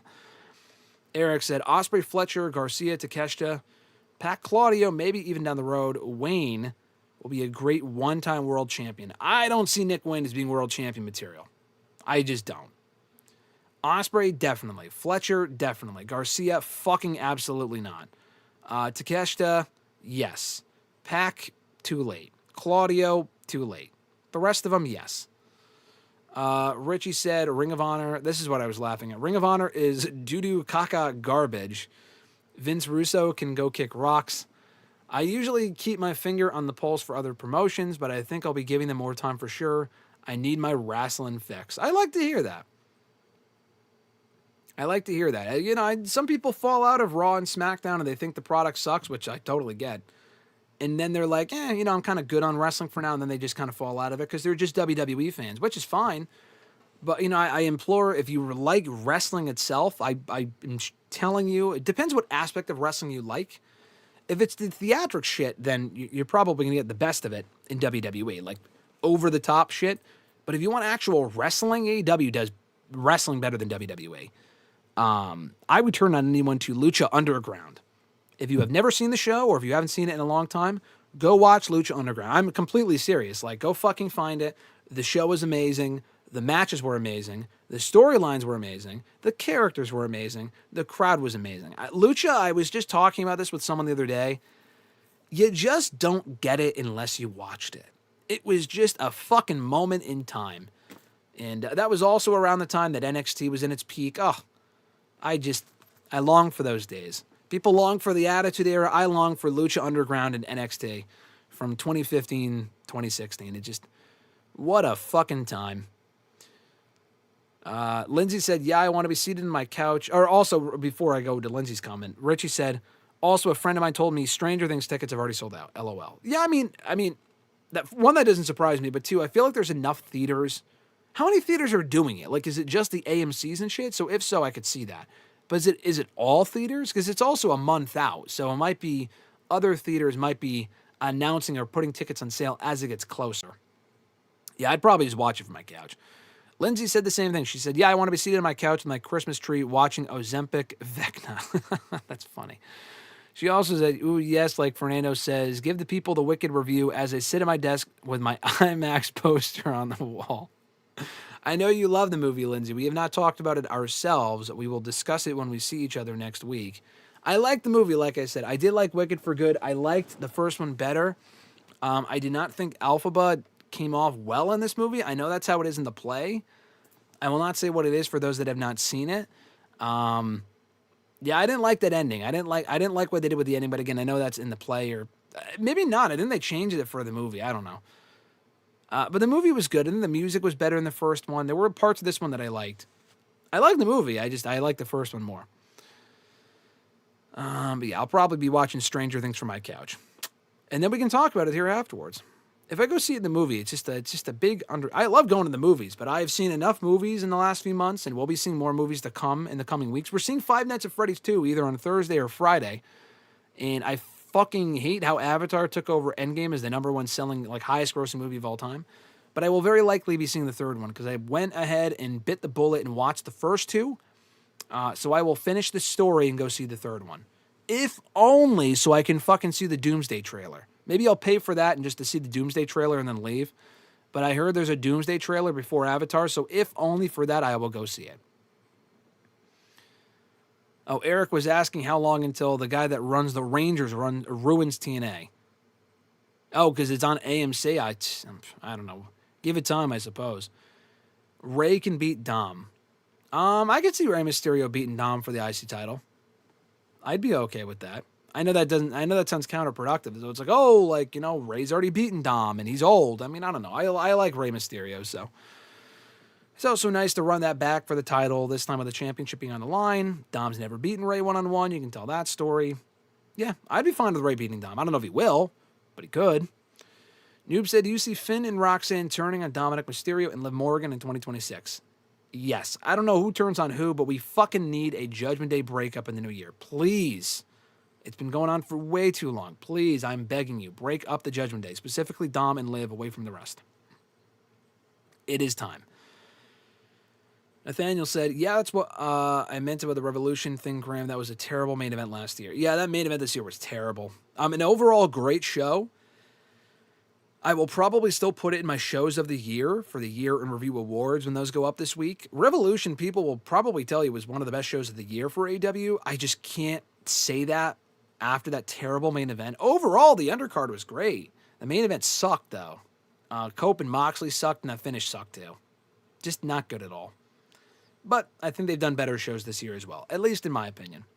Richie said that Cole Gargano match, when Johnny kicked out from getting absolutely murked by everyone, what an unbelievable pop. Yeah, I mean, they kind of went overboard with the near falls, but, whatever. If you do that sparingly, then I think it works. If you do it all the time, then it's stupid. But when you do the close near fall shit once in a while in a special occasion, it works. And I think it worked in that match, and that's why that match is so great.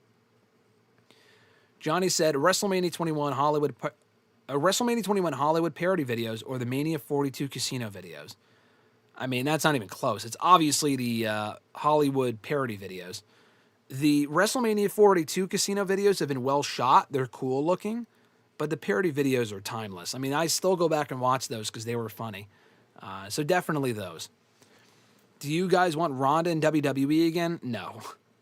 I did when she left the first time, and she kind of had a great first run, I thought, overall. And she had unfinished business. She came back, and that second run largely sucked. Won the title a few times, and whatever. I don't know. That run was just largely not good. So I'm good on Ronda. I feel like she can never come back, and I would be totally satisfied. Richie said, that Penta Vampiro angle in Lucha Underground was one of my favorites. I need to revisit that entire series. Brother, I literally, like I said earlier, when I was talking about Lucha Underground with someone that we were watching Survivor Series with on Saturday, one of Alexis's friends, what he said, we were talking about Lucha, and he literally said, my favorite thing from that show was what they did with Vampiro and Penta. He literally said the same thing that you did, and I said the same thing too. I was going to say it before he said it, and you just said it too. That is the best thing that came out of that show. That whole fucking story, match, angle, I will not spoil it here, was so good. It was so good. Oh my God. I love Lucha Underground. I laugh thinking about it because the show is just so good. There's so many of you, I'm sure, that are watching this that are like, what the fuck is he talking about? What the fuck is a Lucha Underground? I'm telling you, man, you had to be there. You had to be there, but you can still be there. Like, the show is available through like weird websites. I mean, not that they'll give you a fucking virus. Let me know. Literally ask me for it. I will send you the link to the show. It's not on Netflix. It was on Netflix for a few years. The first 3 seasons at one point were on Netflix. It was so fucking good. Honestly, I'm almost compelled now to not only go back and watch the show, but go back and do a rewatch of Lucha Underground and do it here live on the channel. That is how good Lucha Underground was. It was such a good fucking show. God, I can't get over how good that show was. Sorry to repeat myself, but it was so fucking good. Richie said, I think it might have been only AMC, but I could be wrong. Yeah, if it's only AMC, I could see why the tickets would sell out. I like AMC, though. Great popcorn. Am I watching Avatar 3? I said this earlier, but yes. If only for the Doomsday trailer, but I will see Avatar 3. Do I wish Becky versus Ronda had a one-on-one match instead of a triple threat? Yes. Charlotte being in the match was completely unnecessary. It actually made the match weaker. It was a good match, but it made the match weaker. Didn't really feel like they were all on the same page, and the finish was terrible. So, yes, I do wish that it was a one-on-one match instead of a triple threat. And we never ended up getting the one-on-one. Like, even when Ronda came back, they never ended up finishing that story. So, kind of dumb. Fernando said, what are your thoughts on the stupid decision to make SmackDown a dreadful 3 hours again? I fucking hate it. I am not a fan of it at all. God, my fucking laptop just fucked up. If the audio is messing up, by the way, let me know. My audio, like, I just had a notification come up on my computer, and for some reason the audio was fucked up. Hopefully it's just on that end, and my mic is okay. If there's an issue with the mic on my end, please let me know. But anyway, I read that, and I was like, when I saw that SmackDown was going back to 3 hours, I'm like, you gotta be fucking kidding me, man. Why? Who was asking for this? Aside from USA Network, the show was dreadful. Like, you think SmackDown sucks now. As a 3 hour show, it was almost unwatchable. It was so fucking boring and basic and bland. The show sucked. I fucking hate that they're going back to 3 hours. They teased us going back to 2, and now they're going back to 3. Fuck you, people. Richie said that Angle was peak cinema. That's how you do long-time storytelling. I implore anyone who has not seen it to go see it, specifically that Angle. That's what I'm fucking saying.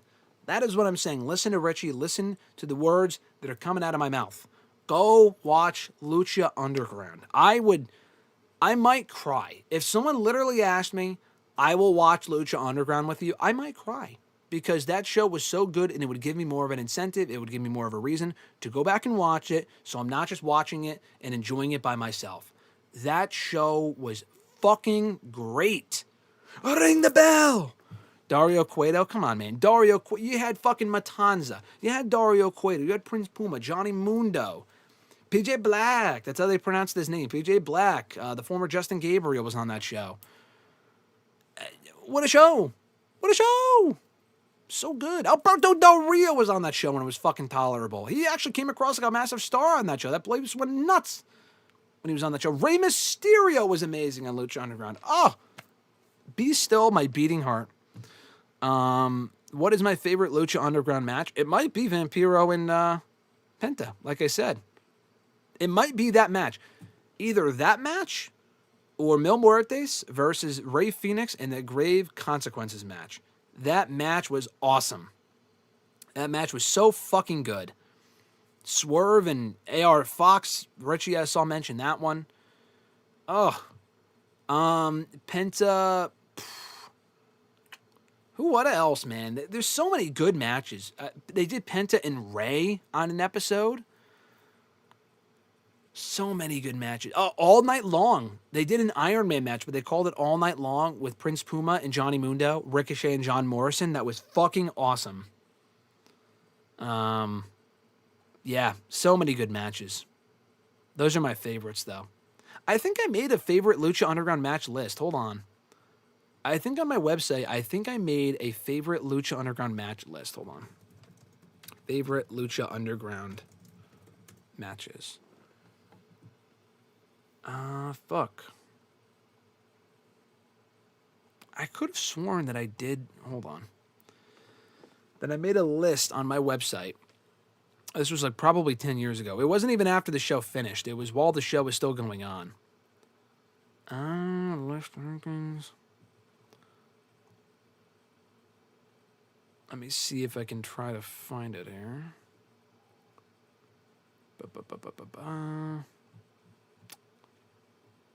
It's going to take a minute. I'm trying to find my list. I definitely did a list ranking like the best Lucha Underground matches. Boom. No, that's not it. I did one with my favorite Austin Aries matches, my favorite CM Punk matches. Let's see.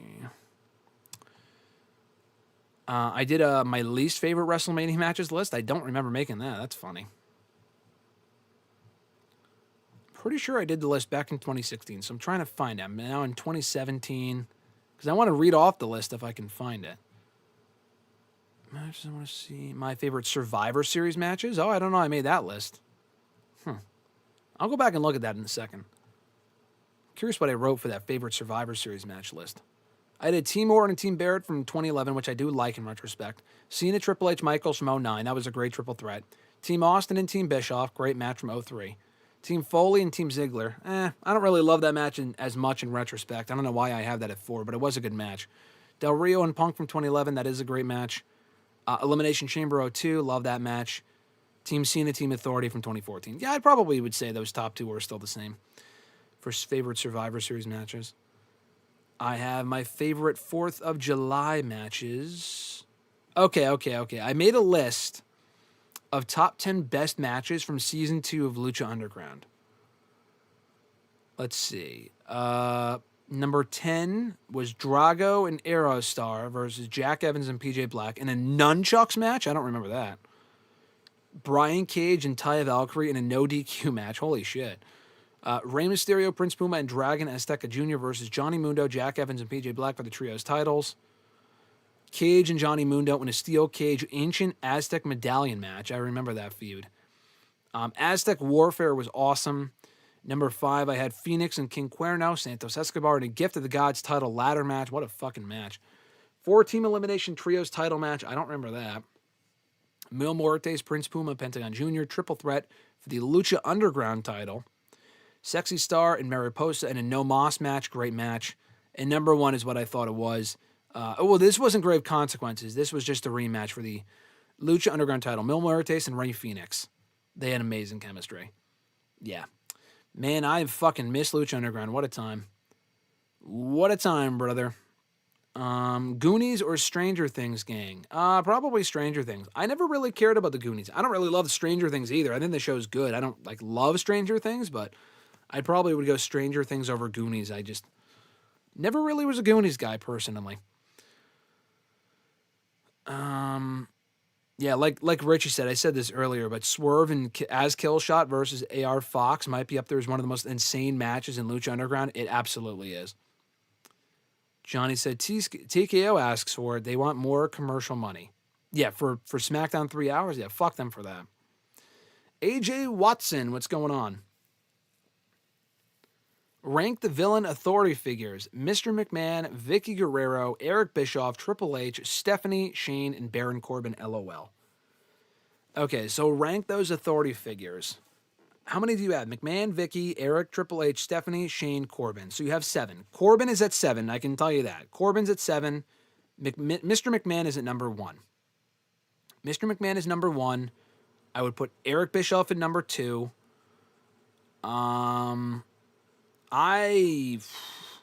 Villain authority figures? I don't really remember Shane as a villain. I mean, We talking 2019 Shane McMahon authority figure, or like in the like the fucking 90s or some shit? If we're talking in like the 90s, we'll go Shane. Or if we're talking in the 2019 era of Shane, that shit was terrible. So we'll go him at 6, Corbin at 7, because that era of Raw was also terrible. Vince McMahon at 1, Eric Bischoff 2. I would go Triple H was the authority, and I didn't like the authority. I'll go Stephanie 3, Triple H 4, Vicky 5. So one more time. Corbin at 7. I've got Shane McMahon at 6. If we're talking 2019 Shane, if we're talking 90s Shane, then maybe it would swap with Vicky. And maybe even Stephanie. But for now, Shane's at 6. 5 is Vicky. 4 is Triple H. 3 is Stephanie. 2 Bischoff. And number 1, Mr. McMahon. Number 1 and number 7, I'm not budging on. Number 1 is definitely Vince. Wrestle Society X was good. Heard of it, never seen it. Eric asked, wasn't Swerve on the show too? Yes, he was. Like Richie said earlier, he was on the show as Killshot. He was on the show as Killshot. Penta and Chelsea was also a great match, yes. That was insane too. Penta faced Io Sky as the Black Triad. It was a gauntlet match, but he faced Io Sky and Lucha. That is how insane that show was. That is how crazy that show was back in whatever it was, 2016, 2017. Just an insane fucking time period was Lucha Underground. Some of the best matches you will ever see. And hold on. My computer's like bugging out here. One of the most insane time periods you will ever see. Hold on. I'm trying to like add this picture here real quick. Boom. It's the thumbnail. I'm trying to like fix something. I think we're good though. I think we're good. And we'll turn boom. Okay, we're back. Anyway, didn't they run? Well, yeah, Richie just asked about it. Didn't they run Penta versus Chelsea Green and Penta versus Io as well? LMAO. Yes, they did, and it was fucking great. Those matches were also a lot of fun. Richie said that promotion was sick so ahead of its time. It really was. It was a period in time, and I wish more people were there to experience it, and the show got a proper ending, because it didn't. It really just kind of ended out of nowhere without it getting a proper ending. But that show was amazing, man. I mean, it kind of got a little out of whack by the 3rd and 4th season, specifically the 4th one, when they were pushing like fucking Jack Swagger and people like that. But still, that show overall was just so much fun. So different than anything WWE was doing at the time, or TNA, and AEW wasn't a thing. Ring of Honor. I mean, it was so different than anything else out there. It was just so much fun. Johnny said, rank these WWE decades, the 2000s, 2010s, and the 20s. I mean, you can't really rank the 20s. I mean, we're only 5 years in. I would still probably rank the 20s over the 10s. Because the 2010 sucked. 2011 had some great shit with Cena, Punk, Orton, Christian, among other shit. But like 2012, when Raw went 3 hours, 2013, like all of those years had some good stuff. But overall, I don't think anyone would consider those years great years for wrestling, for WWE. So I think the 2000s would be 1. The 20s would be 2. Even with the 20s only being half over, I would still go with the 20s over the 10s. Honestly, like the 2010s also had 2018, 2019, which were fucking terrible years. 2017 was largely forgettable outside of a couple things. 2016 I really liked. But 2015, 2014, a lot of those years, I enjoyed them like at the time. But knowing how much better the shows could be, I enjoyed WWE this year, last year, the year before that, and the year before that way more than almost any other year overall in the 2010s. So I would go 2000s, the 20s, and then the 2010s. Noob said Penta versus Black Lotus Triad, a.k.a. Io Sky, Kairi Sane, and Miyu Iwatani. Yeah, that was the group. I said the Black Triad. It was the Black Lotus Triad. That's what it was. What a match. What a time. Johnny said, with your high praise for SummerSlam 02 and Survivor Series 02, what letter grade would you give 02? Good question. In WWE? I mean, also just in general, 02 was when Ring of Honor was born and TNA was born. So 02 was a great year for wrestling. Not everything was great. Like that was also the peak of, you know, not the peak, but like heel Triple H kind of came in 03 with like the Reign of Terror and shit. He was flat out given the world title in 02, but they went back to 2 world titles. WrestleMania 18 is not my favorite Mania, but it's a good Mania. SummerSlam and Survivor Series are goated events. The Rumble's a good show. There's some other good pay-per-views that year as well. They invented the brand split in '02. They kind of branched off the rosters, made some new stars, specifically on SmackDown. SmackDown in '02 was great. I'd probably go A minus, maybe A minus, because not everything was perfect, but I don't know if any year in WWE is a full-on A plus. I'd probably go A minus. I think '02 was a really good year for WWE overall. Also, the debuts of Cena, Orton, Ray, Brock, Batista. Yeah, I would go A minus for 2002. Johnny asked, best storyline for a Rumble winner that won at Mania. Batista in '05, Cody in 2024, Bayley, etc. Best storyline for a Rumble winner that won at Mania. The ones I don't know what the undisputed answer would be. The Batista one is up there. That one was so simple, but it works so well. That was a great story. The Cody one they kind of lucked into because they fucked it up initially. He wins the Rumble, and he's like, "Oh, I'm not gonna go for the title of WrestleMania." What the fuck does that mean? Still a fun road to WrestleMania. Not number one, but it would be up there. Daniel Bryan, how can you? I mean, Daniel Bryan actually did not win the Rumble in 2014. The Batista heel turn again, they kind of lucked into it because they fucked up initially, and then they ended up correcting course, and that was a fun road to Mania that year for the world title with Bryan, Batista, and Orton. So maybe Batista, but he wasn't the one that story was really about. Other great Rumble winner stories. I don't know. Who was this year? Jay, that was not the best Rumble story they could have told. Charlotte, no. Becky Lynch in 2019 was a great story when she had to kind of overcome shit. It had some moments where it was like, what are we doing here? But when Becky won the Rumble in 2019, that was a great story and a great road to Mania. The match itself kind of left a little bit to be desired, but the story itself was great. What are some other good road to WrestleMania stories? Maybe Rey Mysterio in '06. I wasn't watching back then to say that definitely that one. I mean, it's not number one, but, Rey's road to the world title was fun. Austin in 2001, culminating in the heel turn at Mania 17. Maybe that one. '07 was Taker. No. '08 was Cena. Cena cashed in his title shot at No Way Out and fucking lost. So, no. '09, Orton was a good road to WrestleMania, but they botched the finish. 2010, who won the Rumble in 2010? Edge? No. 2011, Del Rio? No. 2012, Sheamus? No. 2013, Cena? Definitely not. 2014, Batista I mentioned earlier, just because they lucked into it. 2015 with Roman, definitely not. That road to WrestleMania sucked because Roman won the Rumble. 2016, Triple H won the Rumble. He won the title, too, in the Rumble. No. 2017, who won it in 2017? Orton? No. 2018, Nakamura, the win was great. The road to WrestleMania, not all that great. And then the other ones I kind of already mentioned. So, yeah, honestly, it would probably be Batista, Cody. Batista the first time and the second time by accident. Batista both times, Cody, and Becky. Those are probably the best road to WrestleMania Rumble winner stories. Because before, and Austin, maybe Stone Cold in '01. Benoit maybe, but I wasn't watching closely enough to say Benoit in '04. The Rock in 2000, no. Vince in 99, no. 98 was Austin. 97 was Austin. Maybe.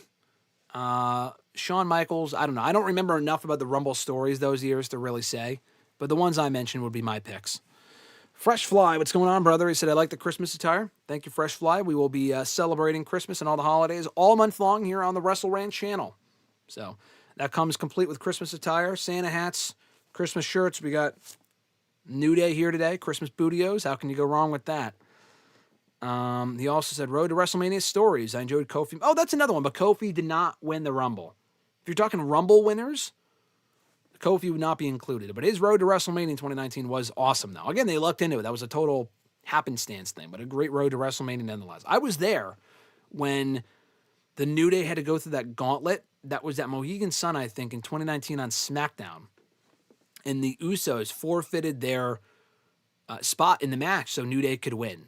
That was a great moment, too.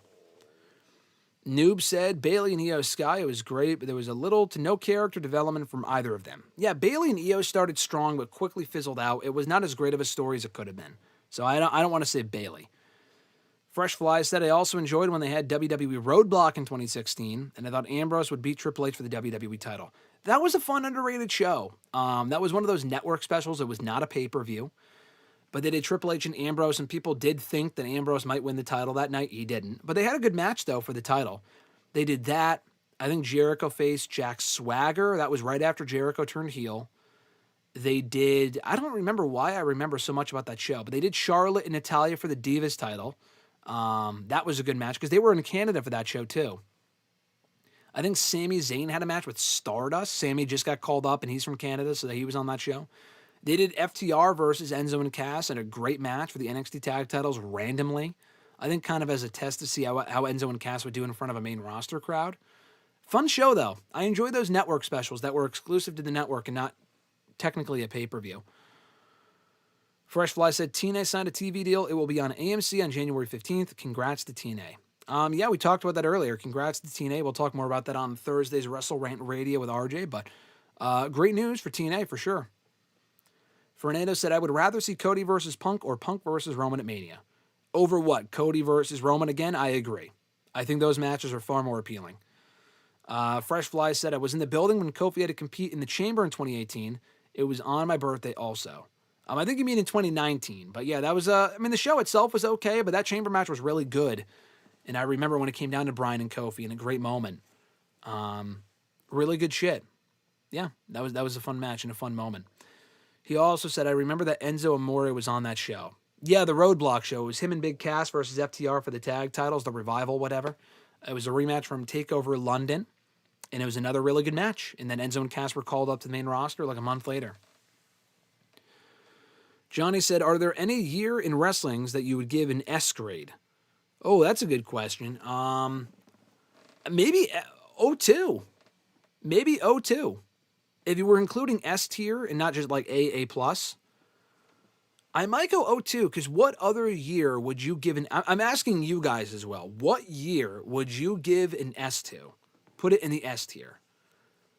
Because I feel like even if you were to say the Attitude Era, and maybe I'm just like biased because I don't love the Attitude Era, but I feel like there were a lot of elements of those years that were just fucking terrible that you just can't put in the S tier.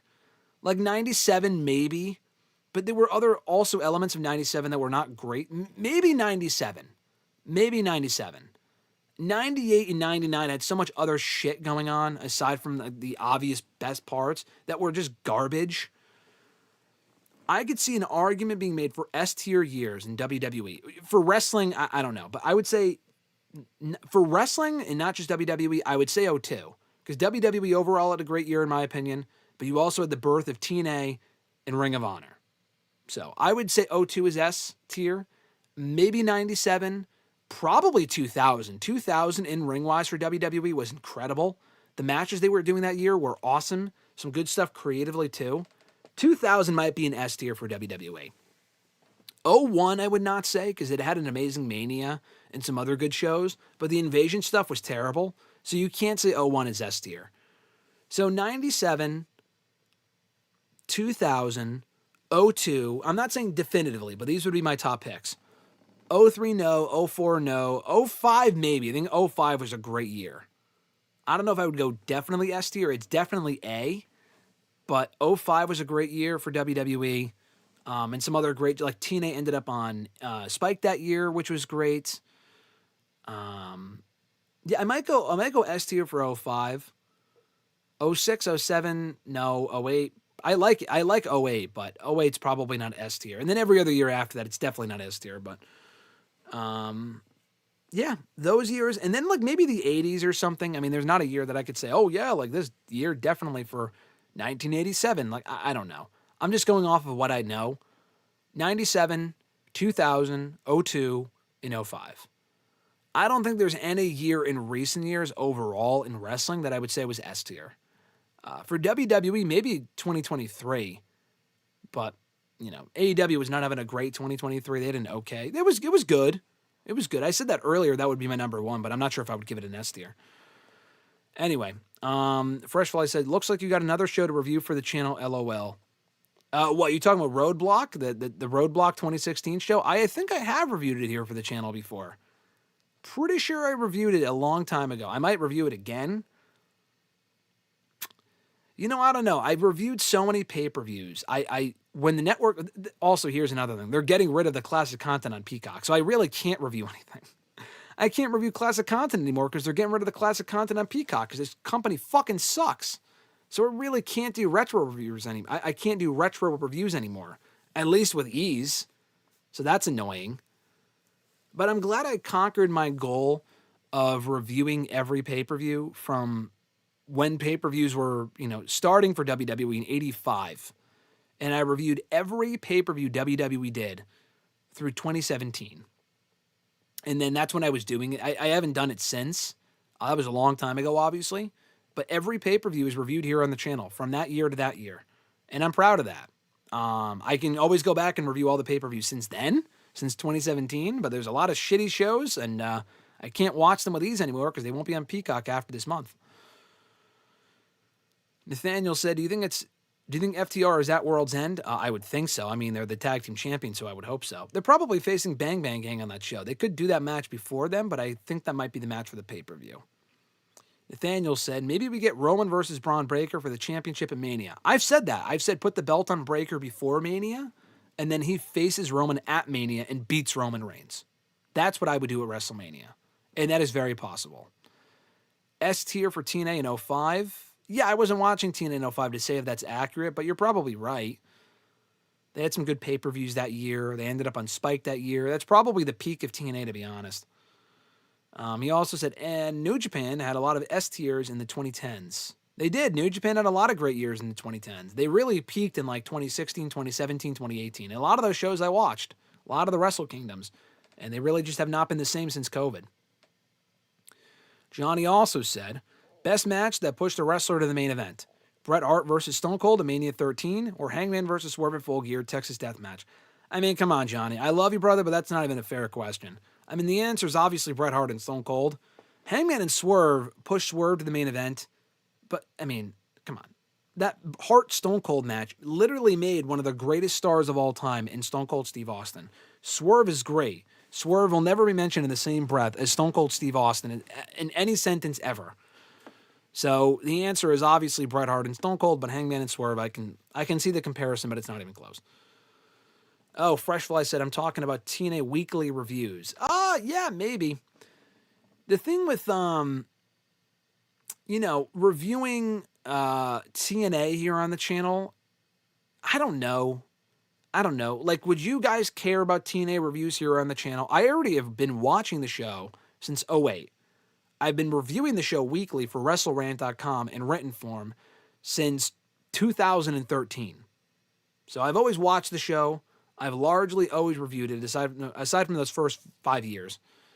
So I enjoy watching TNA. But to do like an audio or video review of the show, I'm not sure. The show airs after we do WrestleRant Radio, so it's not like I can include any thoughts from TNA in that show because it airs after we typically record on Thursdays. It would have to be something on Fridays. If you guys wanted to see it, I might try it out. But I don't think there's enough of an audience for that to be worth it. I'm already like watching it and writing about it anyway. For me to do a video review about it or an audio review, maybe. Maybe. Eric said, I think the next group of call-ups will be to Raw, Obafemi, Ricky, Ethan, Javon. Javon wins the title from Ricky, he's saying. And then to SmackDown, Zaruka, JC Tatum, Jada Trick, Just for Lash, and maybe Lola. So you're just calling up the entire NXT roster, is what it sounds like. Yes, Fresh Fly, they are taking the library off of Peacock. That was announced today. They are taking it off at the end of the month. Fuck them for that. Chris said, I did not watch Survivor Series. It was fucking expensive for $30. It's not worth a $30 show. It's not a $30 show. I know like the AEW pay-per-views are like 50 or 60. Survivor Series was not even worth the 30. When you're used to watching the shows for $10 a month, why the fuck would you then go from 10 to 30 when the shows aren't even that worth it? Nathaniel said, I agree, and I hope they don't put the title back on Roman. I fucking hope not, but you just never know with this company. Chris said, if WWE keeps getting expensive, I'll go back to watching AEW. There you go. AEW, I mean, their pay-per-views are more expensive, but they're better shows usually, so that's the trade-off. Abu Sika, what's going on, brother? He said, Graham Bam, what's up, champ? Doing well, my friend. Thanks for joining. We were not here live last week because I was under the weather, and it was also a holiday week, so we were not live at any point last week, but we're back this week. Back at it strong. Johnny asked, have you done a Bleacher Report list on your top 10 normal tag team matches of all time? I don't think so, but a good idea for down the road. I think the Usos versus Owens and Zayn at Mania 39 would be on that list, though. That match was amazing. I mean, it's not number one, I don't think, but for normal tag matches, like they don't, like stipulation or some shit, that would be up there. Off the top of my head. Fresh Fly said, another year isn't over yet, but what was your favorite moment of this year? It doesn't have to be wrestling related. And your least favorite moment of the year? I don't know. Doesn't have to be wrestling related? I don't know. Favorite moment? I mean, the Cena heel turn itself was awesome. The execution of the aftermath was terrible. So that might be the best moment of the year, wrestling-wise. AJ Lee coming back was also great, too. That was more satisfying, honestly, because that made more sense. Especially her being back after 10 years. Worst moment? It might have been Mania, honestly, with the Travis Scott interference, and that whole shit was just fucking terrible. They've done dumber, though. There's been dumber shit in WWE. There's been other stuff. I try to get it out of my head. I don't know. This year's been so creatively inconsistent for WWE. It's kind of hard to say what was the best and what was the worst. Nothing really comes to mind. Being at Mania this year was fun, though. I got to go to Mania this year. I've been at Mania for the last, 4 or 5 years, but going to that show was great. I was at SummerSlam. That was a lot of fun. I was at the Rumble. I've been to a bunch of Raws this year. We were at Full Gear a few weeks ago. I went to Bound for Glory back in October with RJ. That was fun. Did a lot of cool shit. I got to interview Undertaker at the beginning of the year. I interviewed Jey Uso in person over WrestleMania weekend for 15 minutes, which was awesome. He was really cool to talk to. That was a great experience. Getting to cover Raw at MSG Cena's final Raw a few weeks ago, one of the best shows I've been to all year. That was a lot of fun. The Raw in Boston the week before that I was at was a lot of fun. Being able to bring my friend who had not been to a WWE show in 20 years since a SmackDown house show, since he was a kid, and he only wanted to go to Raw with me for John Cena, and I was able to get him tickets. And we went together in Springfield back in September. That's also a highlight from this year as well. That was also great.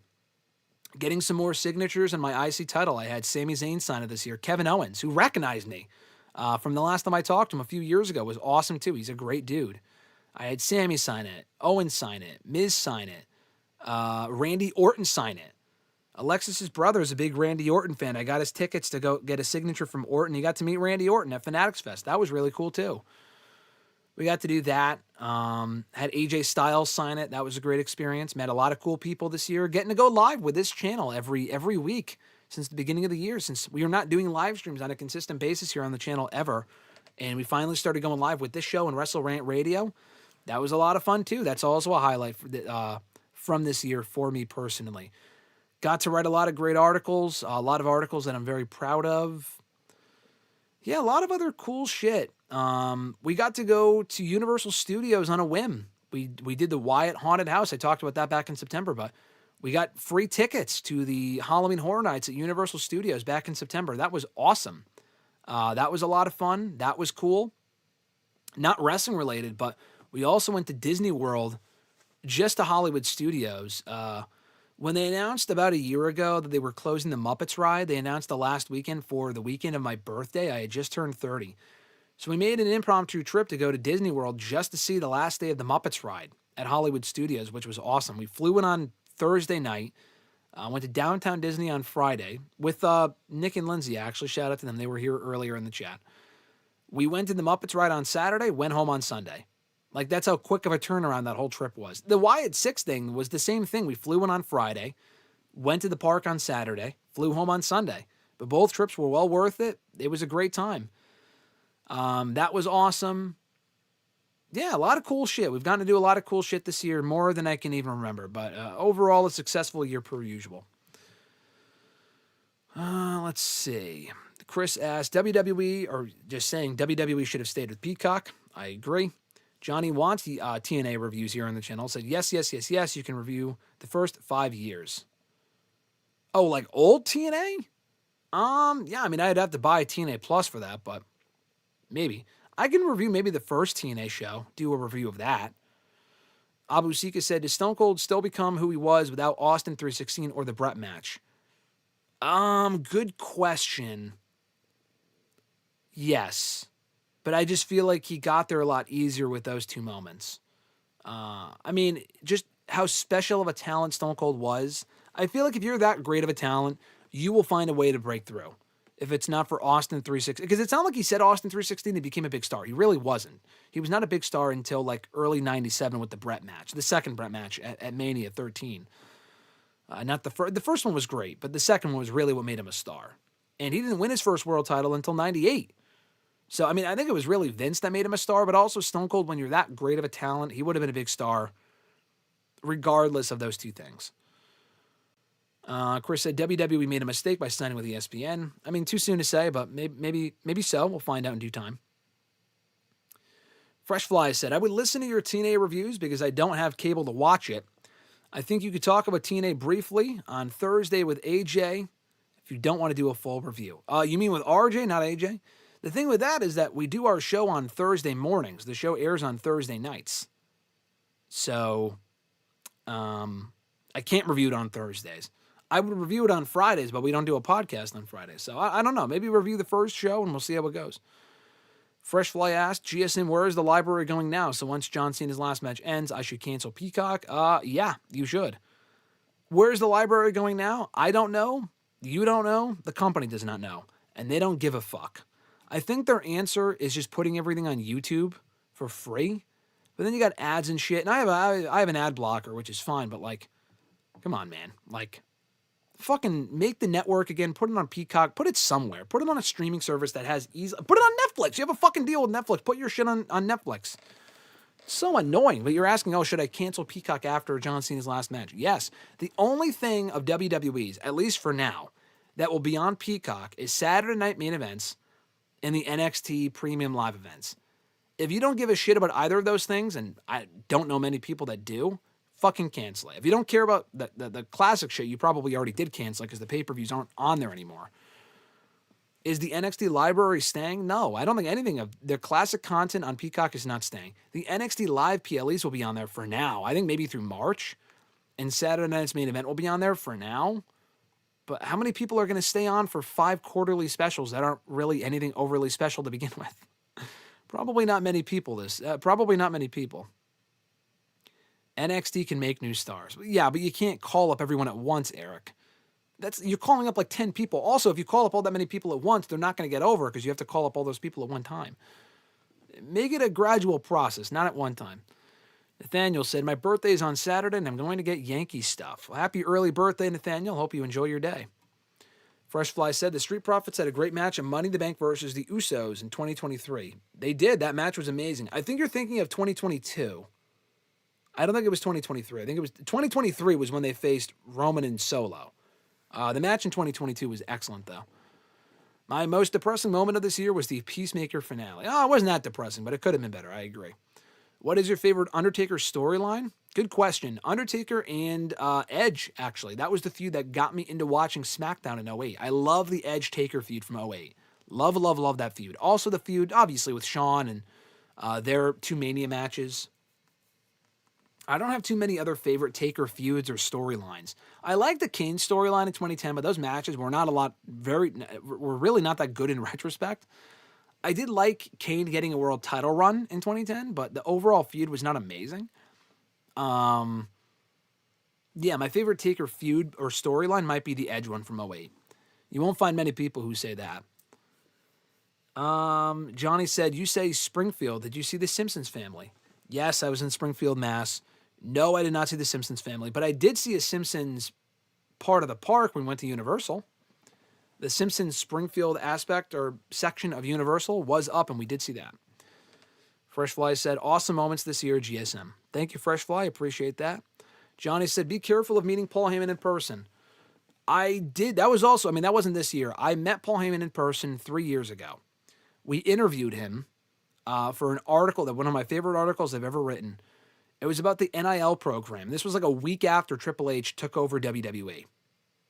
And they got me an exclusive with Paul. We sat down with him for like fucking, I don't know if it was 30 minutes. It was at least 20, though. It was a long time.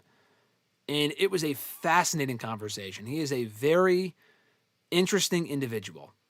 Great mind for the business. He was a lot of fun to talk to. So, that interview's here on the channel from 2024, or 2022. And meeting him was very cool. RJ also got a picture. Surreal experience. Great weekend, too, in Nashville for SummerSlam that weekend. Also getting to interview Dominic this year. I forgot to say that, but over SummerSlam weekend, I got to interview Dominic while he was the Intercontinental Champion. He's the champion again now, but he had the title. We interviewed him, and I interviewed him in person for like 15 minutes. He was awesome. He was really, really good. And I was going to do it over Zoom, but because I was in the same building that he was in anyway, we just did it in person. And that was also a highlight from this year that went really well. Johnny said, any normal AEW tag matches that come to mind? Yes, Hangman and Kenny versus the Bucks might be their best tag team match in AEW history. I think the best tag team match is the steel cage one with the Bucks and the Lucha Bros, but that's a cage match. Regular tag matches might be Hangman and Kenny versus the Bucks from Revolution 2020. Honestly, a lot of FTR matches were amazing too. FTR versus the Briscoes, although those were Ring of Honor matches. FTR versus the Bucks, they had a lot of great matches. FTR versus Bang Bang Gang on Collision. Amazing match. Almost an hour-long match back in 2023. I'd also put that up on the list of best tag team matches in AEW history. And then their recent one with Bro Dito is also great. But the number one might be Kenny and Paige versus the Bucks from 2020. Can you see someone being pushed to the main event scene like Stone Cold and Swerve? Yeah, of course. I mean, anyone can be pushed to the main event in that way if the effort is there. And if it's a combination of having the talent and then also WWE or AEW giving that person that opportunity. I think Breaker could be that guy. I think he should be elevated to the main event. Anyone can be elevated to the main event if you have that sort of talent. Between talent and opportunity. Stone Cold and Swerve had both of those things. Richie said 24-hour stream today. Likely not. I don't want to get sick again, but not a bad idea. One day maybe, Richie. One day maybe. Today is not that day. I already answered Eric's other question about the NXT library staying. It is not. Richie said, I need that extensive 15-minute plus video of your autographed IC title ASAP. One of these days. We will do that one of these days. I will do that one of these days. We will do an extensive video going down every autograph I have on that belt. I will do that at some point. Thank you, Richie. Nathaniel said, yeah, I have my Yankees winning the World Series next year, and I'm still not over the 2024 World Series loss, but I still love my Yankees. Freshfly said, with the library being removed, what matches should I go back and watch from the Attitude Era? I mean, there's a lot, obviously. We just mentioned it before, Stone Cold and Bret Hart, if you consider that the Attitude Era from Mania 13. Excellent match. Rock and Austin from Mania 17. Really, all of WrestleMania 17 you should go back and watch. Amazing, amazing show. The Montreal Screwjob is there, if you've never seen that before, from Survivor Series 97. Rock and Austin, their first Mania match in Mania 15, I think that would have been, right? Or 14? That would have been 14 in 98. The whole Austin McMahon, I mean, it was really less about the matches in the Attitude Era, more about the moments. Honestly, check out the DX invasion of WCW, or WCW, as they called it. Check out the playlist. I mean, a lot of that stuff's on YouTube. You really don't have to go to Peacock for that. But for matches, those are a few I would recommend. And, I mean, this is still the Attitude Era, but I think it's on Peacock. Oh, actually, no, you can't watch it because it's on Raw, and Raw's not on Peacock. Fuck them for that. I was going to say Triple H and Stone Cold versus Jericho and Benoit, one of the best Raw matches ever. WWE will never upload it in full to YouTube because of Benoit being in it. It's not even on Peacock anymore because they removed Raw about a year ago, so fuck them for that, like I said. Johnny said, I met Paul Heyman in 2022 and he pushed me to the ground. That's funny. And my Patriots won yesterday, Nathaniel said. Congrats on a W for the Patriots. Reggie said, who has been your favorite WWE or pro wrestling legend that you've met? I've not had the opportunity to meet many people in general, but Tito Santana was the biggest sweetheart. Oh, that's an interesting name. Tito's great. Tito was nice when I met him. I had him sign the championship years ago. Very cool. Favorite legend that I've met? It's a good question. Favorite, like what, how are we defining legend here? You know? I've met Taker. I enjoyed my interactions with Taker more. No, Larry passed away of CM Punk's dog? No, that sucks. Fuck. That's probably why he wasn't on Raw last night. Oh man, that's sad. I know he was an older dog. They've had Larry for a long time. Yeah, Larry passed away. Shit. Oh man, that sucks. I'm glad they got to bring him to WWE, or they got to bring him to Raw and stuff like that before he passed away. Man, that's sad. He passed away, I guess, a few hours ago. Holy shit.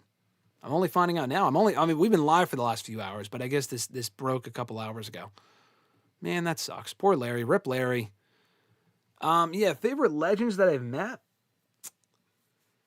I don't know. My favorite interactions with Taker were over, like, interviews that I've had over Zoom. Jimmy Hart's a sweetheart. Jimmy Hart's a fucking upbeat guy. Very energetic, obviously. I'm trying to think of who else. I don't know if you would consider him a legend, but I love Tommy Dreamer. He's remembered me every time I've met him since '08. He's one of my favorite people. I don't know if you consider the Hardy Boys legends, but Matt Hardy's one of my favorite people. He remembers me as well every time I see him. He's a great dude. I'm trying to think of who else. There's a lot of legends that are really, like, sweet. Rey Mysterio, again, legend. I don't know if you would call him a legend, but Rey Mysterio was awesome. Love Rey. I'm trying to think of people who have signed the title that were, like, really overly cool. Kevin Nash gave me a free autograph because he was leaving, and he said last autograph is always on the house, and he gave me a free autograph, which was really cool. Howard Finkel was a sweetheart. I hated that he passed away. That really made me sad. Loved Howard Finkel. Really, I was upset when he passed away because he was really nice when I met him. Those are a few. Some of the best upsets that I've seen, I don't know. I mean, I was there for when Maxine beat Becky a few weeks ago. So that was well done. Kofi winning the WWE title. I don't know if that would be an upset, but I was there for that one in person. That was an amazing moment. I mean, I'm sure there's been other ones, but, like, those are the biggest ones. I don't know. There's definitely been other ones I just can't really think off the top of my head. The best trios match that you've ever seen? In AEW, I have no idea. Probably something from Lucha that I don't even remember. To be honest with you, I don't love the trios matches in AEW. I feel like a lot of them are overbooked and just ridiculous. Maybe there's one in AEW, but none that come to mind. The Hardy Boys are ladder match legends. I mean, they are legends, but, like, they're not WWE Hall of Famers, so it depends on what your definition of legend is. But yeah, I mean, I've never met Stone Cold or Rock. I spoke with Rock at a press conference last year at Mania 40. Didn't technically meet him, though. Yeah, I'm trying to think of, like, who else. Other legends that I met that were really cool or interactions that stood out. I met Ric Flair. He signed the title. He was kind of a dick. Didn't like that interaction really at all. He was kind of an asshole, unsurprisingly. Trying to think of who else. The Godfather was chill as fuck. Rikishi was chill as fuck. Santino was cool. Marty Jannetty was interesting. I got to meet Shawn Michaels. He was fine. I've enjoyed interviewing him over Zoom. In person, it was kind of a quick interaction. Big Show was cool. Once he kind of warmed up, and I said I watched this show, and I had a young family member that watched the show, his Netflix show, and he was like, "Oh, that's cool." Like, otherwise, he didn't really seem to care. Mark Henry, actually, I love Mark Henry. Mark Henry is one of the sweetest dudes I've ever met. I met him a few times in person. And then I interviewed him over Zoom, and he remembered me from when I met him like 3 years earlier, which was really cool. And then he both times gave us a shout-out video for Alexis' brother who could not make it. So Mark Henry's also at the top of that list. He's one of my favorite people. Questionable takes on Busted Open Radio, but still love Mark Henry. Speaking of upsets, what happened to Action Andretti? Oh, yeah, remember when he beat Jericho a few years ago? What the fuck happened to that? I don't know. He was teaming with Leo Rush, and then they didn't really do anything with that. I mean, they were teaming together as crew earlier this year, and they have not been on the show since. So, yeah, he kind of fucking disappeared. Johnny also said, more shocking win this year, Chris winning the women's title or Samoa Joe winning the cage match. Samoa Joe winning the cage match. I was very surprised Samoa Joe won. Chris Statlander, I was like, okay, I could see her winning the title at some point. She's on her own. She's gaining momentum. I was surprised by that, but I was not like completely shocked. Samoa Joe winning shocked me because I'm fucking surprised they would give him the belt. I was, again, and I'm happy they did. I just was not expecting it. All right, guys. So what we're going to do, as we're now 2 hours into this show, over 2 hours in, we will answer these scheduled questions, and then I'll go back to the live chat, and we'll wind down from there. So if you want to send in a question to the show, I'll give out the links at the end of the show, but be sure to send your question ahead of time if you can't make it to the live stream and you want to ensure your question is answered here on the show. Jordan B. from YouTube asked, which current wrestlers in any company do you hope will write their own autobiography in the future? Good question. CM Punk is probably my number one. He's never done an autobiography. Jericho's done like fucking 5, and I've enjoyed his books, but, Punk would be interesting.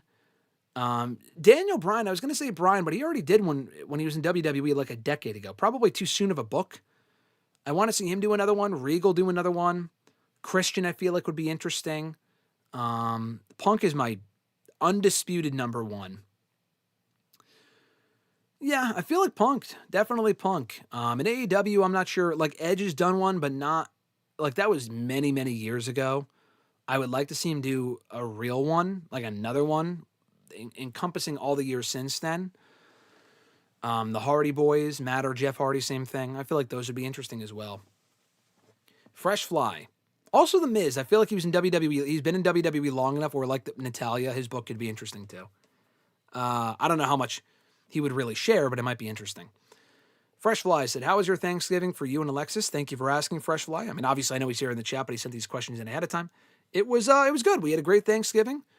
Just hanging out, family and whatnot. And like I said earlier, played some Mario Party, Mario Kart, watched Planes, Trains, and Automobiles, had great food. Felt better health-wise, thankfully. I was was trying to recover last week from being sick, but I was okay enough to enjoy the day. And it was a good day. Thank you for asking. Hope you enjoyed your Thanksgiving as well. Or if you're, not from America and you're not celebrating Thanksgiving, I hope you had a great Thursday.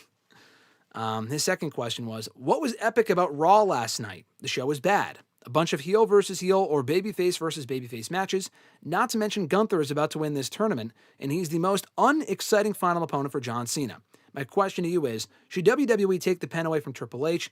Because to me, all that he wants to do is be the voiceover in these video packages and doesn't creatively write anything at all. What happened to the Triple H of 2022 and 2023? Pretty harsh there. I mean, I'm not saying the product is great right now, but it's not like Triple H is ruining the product or he's the worst person to be writing the show. I mean, Vince would be far fucking worse. I can guarantee you of that. Nothing was really epic about Raw last night. I thought the show was good, but they really need to stop saying, oh, this is going to be epic when it's not. It's a fucking stupid thing for him to say because it was not epic at all. It was a good show. And then people get their expectations high for like an epic show that's really not all that epic. Or landscape changing. It's stupid. But I did enjoy the show last night, and I disagree about Gunther being the most unexciting opponent for John Cena's final match. He's probably the best possible opponent. Could they do better? Maybe, but they've already had him face Punk and Orton and all these other people, AJ. So to give him someone new, I think is for the best. LA Knight would be a good choice too, but LA Knight ain't winning. Gunther might not win either, but I think Gunther can take the loss. I would prefer Gunther win, but that's just me. I also feel like Gunther can get the best possible match out of Cena. I mean, how can you tell me he's the most unexciting final opponent for Cena when he's gone in there and had great matches with Javon Evans, Carmelo Hayes, and even Solo fucking Sikoa as part of this tournament? He gave Solo Sikoa maybe his best match in the main roster. You can't tell me that Gunther is not an exciting opponent for... I mean, I guess it's subjective, but come on. Jey Uso would be a way worse option. Rusev would be would be a lesser interesting option among other people. Come on, man. Gunther's a good opponent for Cena, just a matter of whether he wins or not. We'll see. I think he will lose, but I think Cena will lose, but time will tell. He also asked, what are 5 things WWE needs to do better on WWE TV to be successful in 2026? So this is where the headline question for today's video comes from. I wrote down 5 things. There's way more than 5 things. I mean, I didn't write these down, but become less corporate, lower your ticket prices, become more accessible for people to watch. I mean, being on Netflix and Peacock and the CW and USA Network, it's just all over the fucking place. And people are not paying these absurd amount of money to watch these shows when they're not really all that worth it. And the shows are good, but not worth $30 good or $50 good. It's stupid. They got to become more accessible, become less corporate, lower the ticket prices, give us more emphasis on the tag team division. On SmackDown, they were doing that for a while, and then they stopped. Raw's tag division is nearly non-existent. But more of that, better stories for the women. Not a lot of great women's feuds this year. A lot of great women's stars and great women's matches. Not a lot of great women's stories. They need to do a better job of that. Don't drag everything out just for the sake of dragging things out for 10 months. Some things can be shorter stories or short-term stories. Not everything has to take 2 fucking years.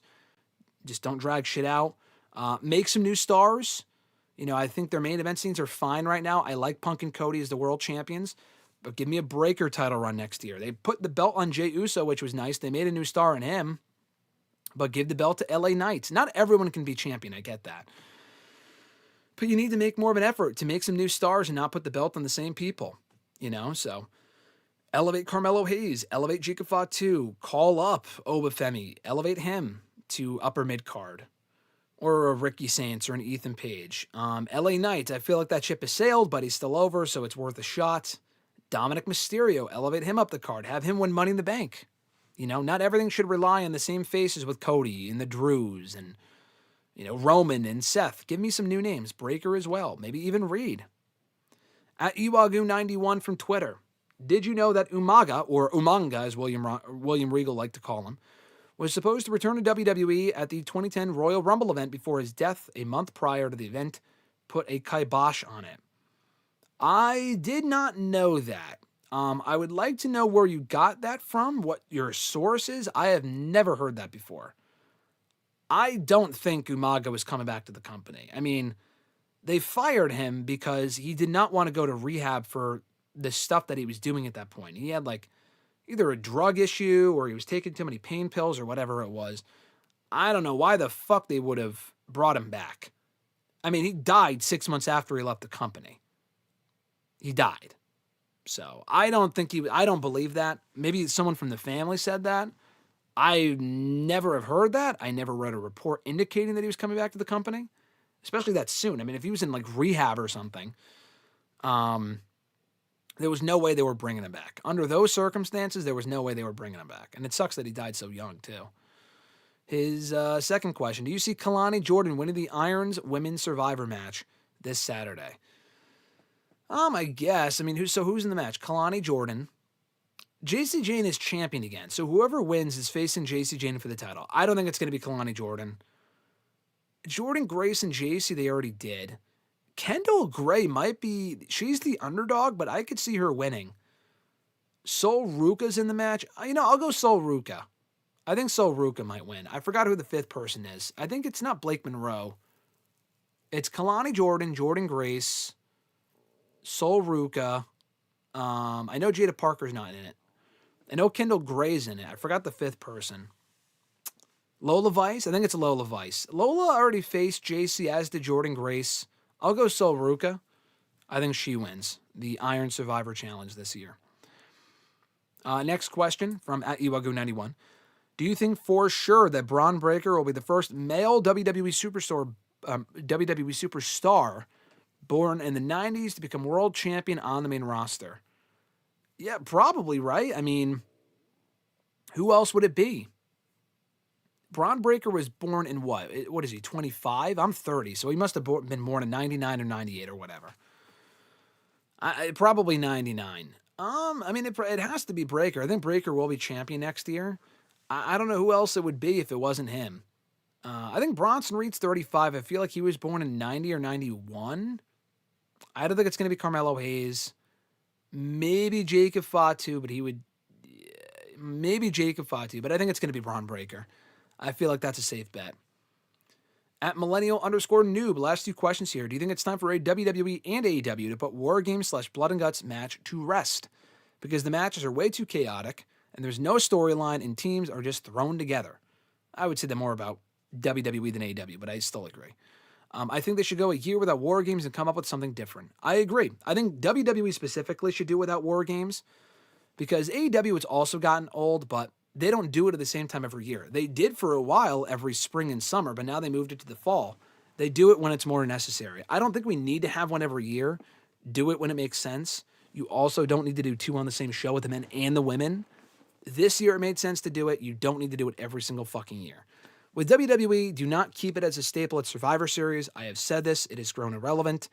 It's not needed. The matches this year were good, but they were among the weakest War Games matches they have done since 2022 on the main roster. Move away from it, please, as a main roster Survivor Series staple. Only bring it back when it means something. It does not currently mean anything. These storylines are nearly non-existent, like you said. They're not violent enough to justify being held inside double cages. It's a cool visual. I like the matches, but they're just not necessary. Do standard elimination tag team matches at Survivor Series instead. They're probably not going to do that because they know War Games sells, and they just did a great crowd in Petco Park in San Diego on Saturday. So for money reasons alone, they're probably not moving away from the concept, but they fucking should, at least for a little while. I agree. Otherwise, it's becoming, if not has already become, the new Hell in the Cell, where the stipulation does not mean shit. Last question here from Noob. Do you think the whole Asuka and Io Sky storyline is losing steam pre-War Games, or did lose steam pre-War Games, I guess they're asking? To me, putting the women's tag titles on the Kabuki Warriors is not needed for both women. I hope WWE won't fumble it when we get to 2026. I still think we are getting Asuka and Io at some point. They're taking their time with it, which, okay. If they want to do it at Mania, then I guess you kind of have to kill time somehow.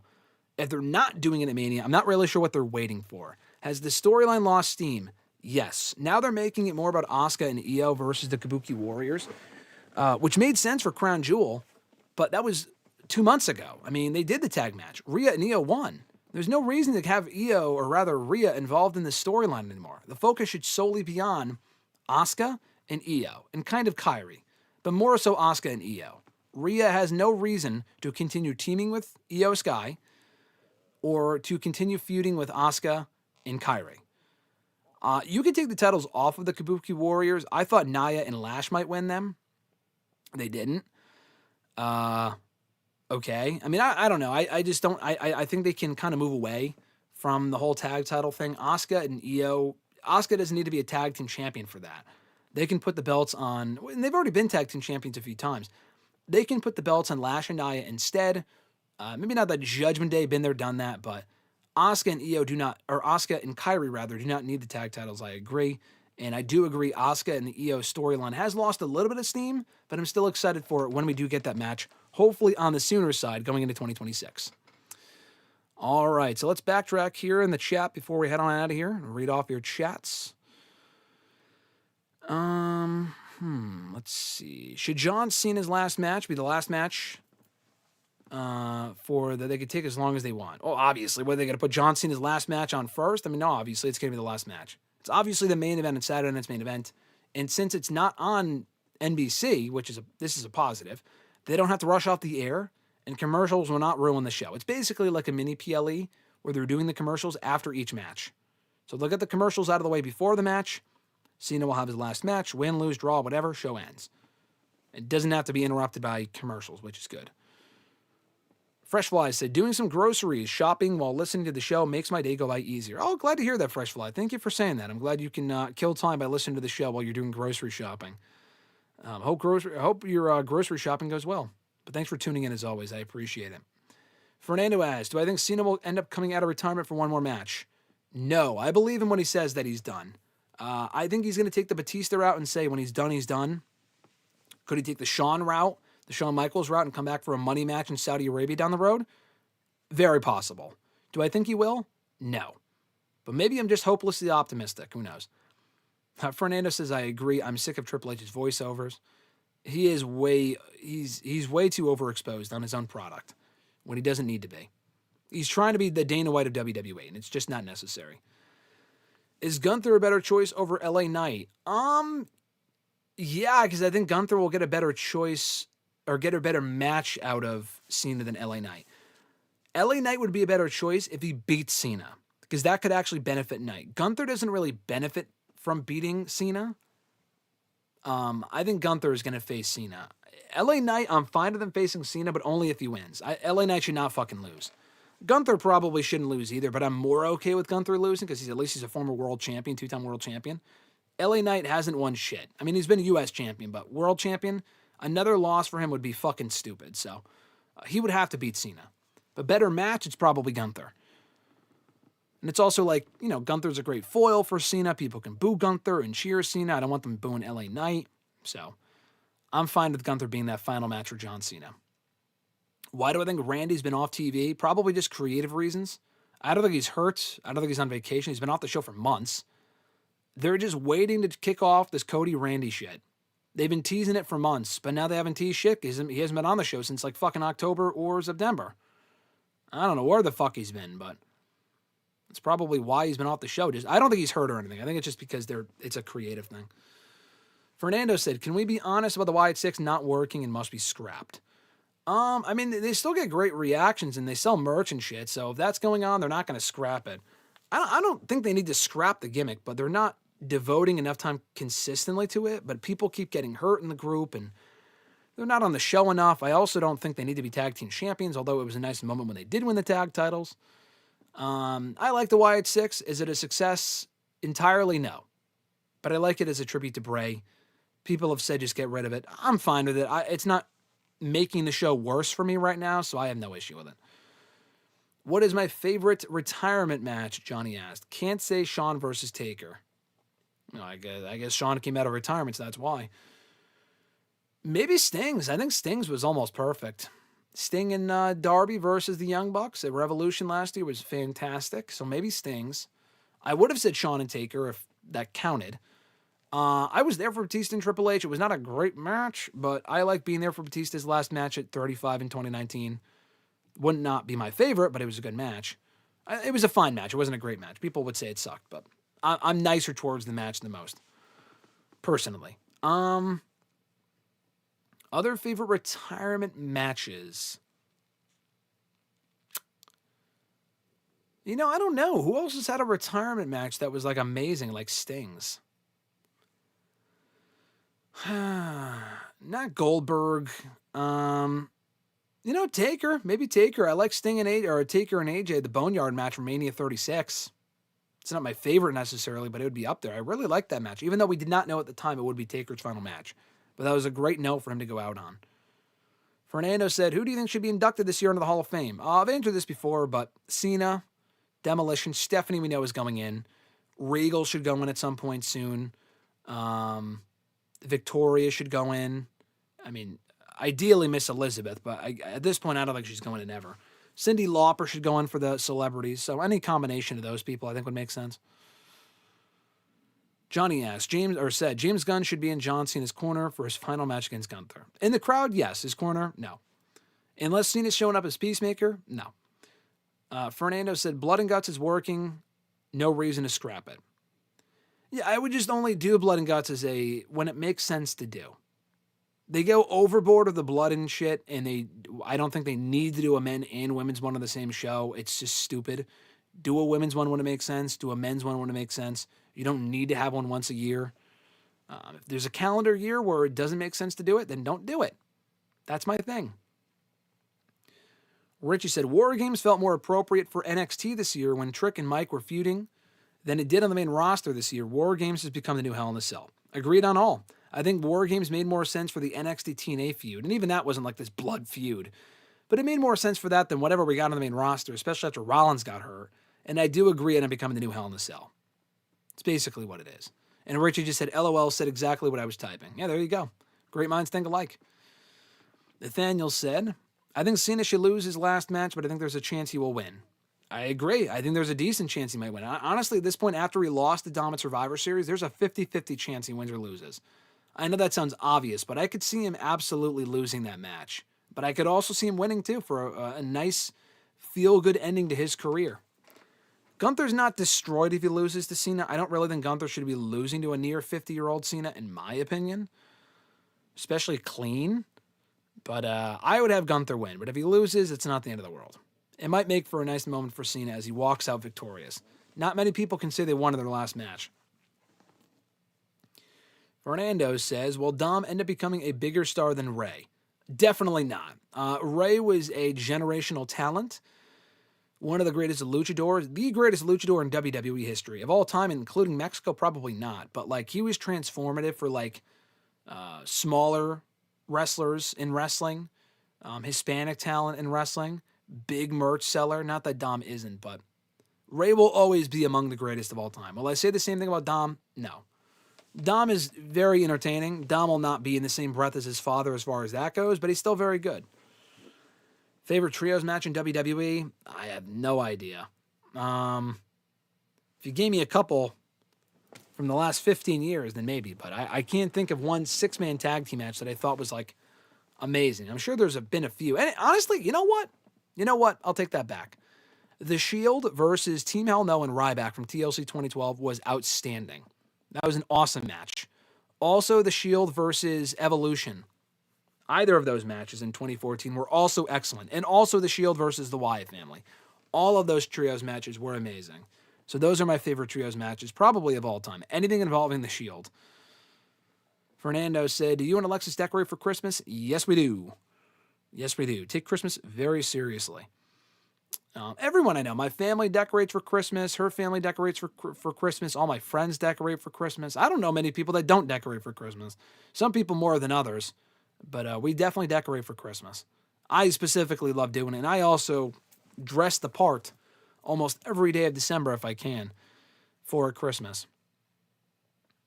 Is Macho Man Randy Savage still the biggest star to not come back to WWE? Probably, yeah.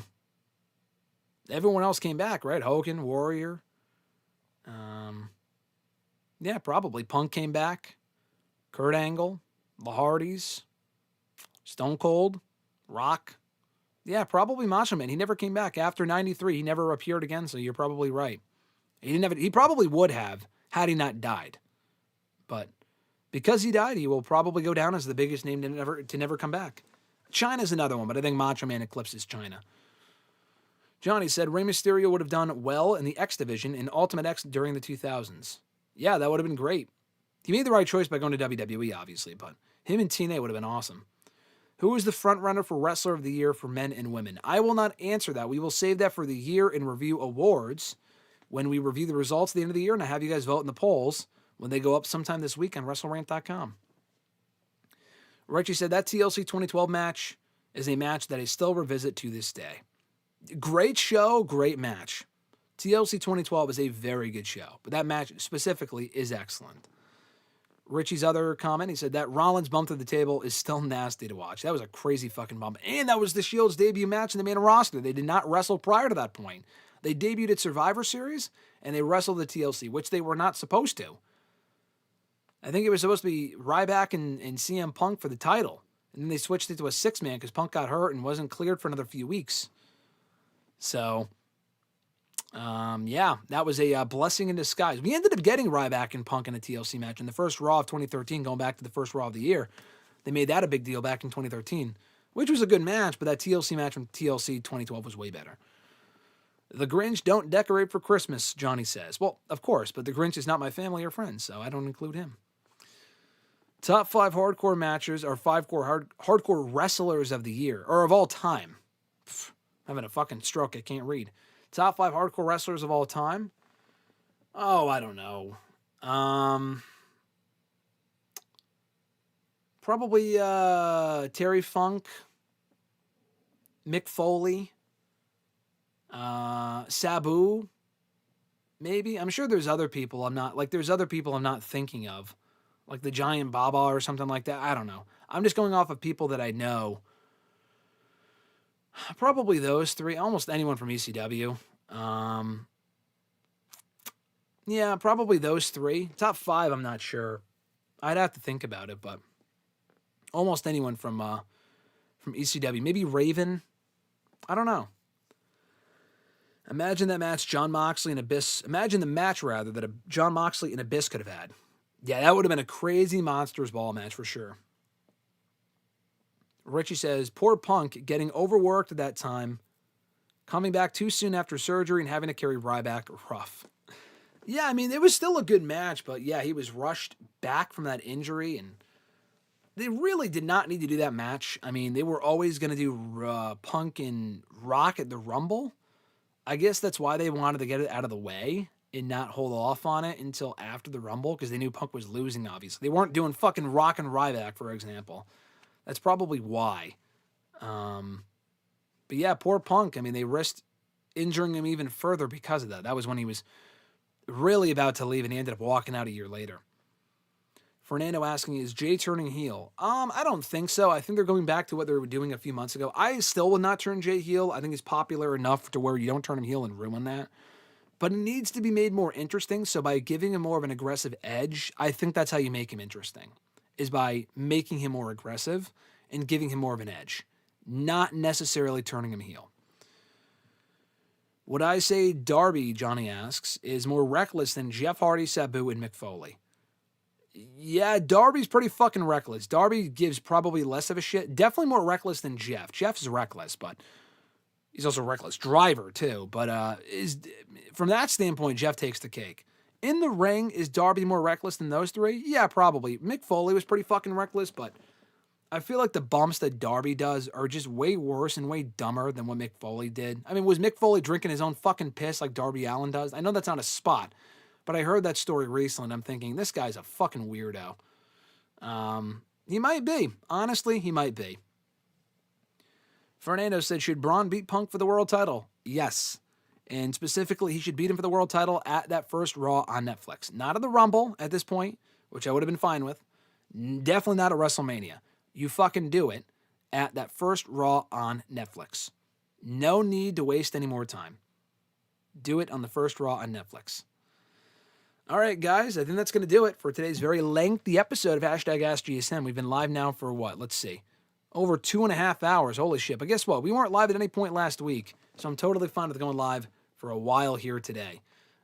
We were not live for hashtag last week or last Thursday. It's WrestleRant Radio, but we're back at it here today, going strong. I appreciate all the activity, all the questions for those that sent them in ahead of time, and live here during the show. Thank you to everyone that's joined us. This has been a lot of fun.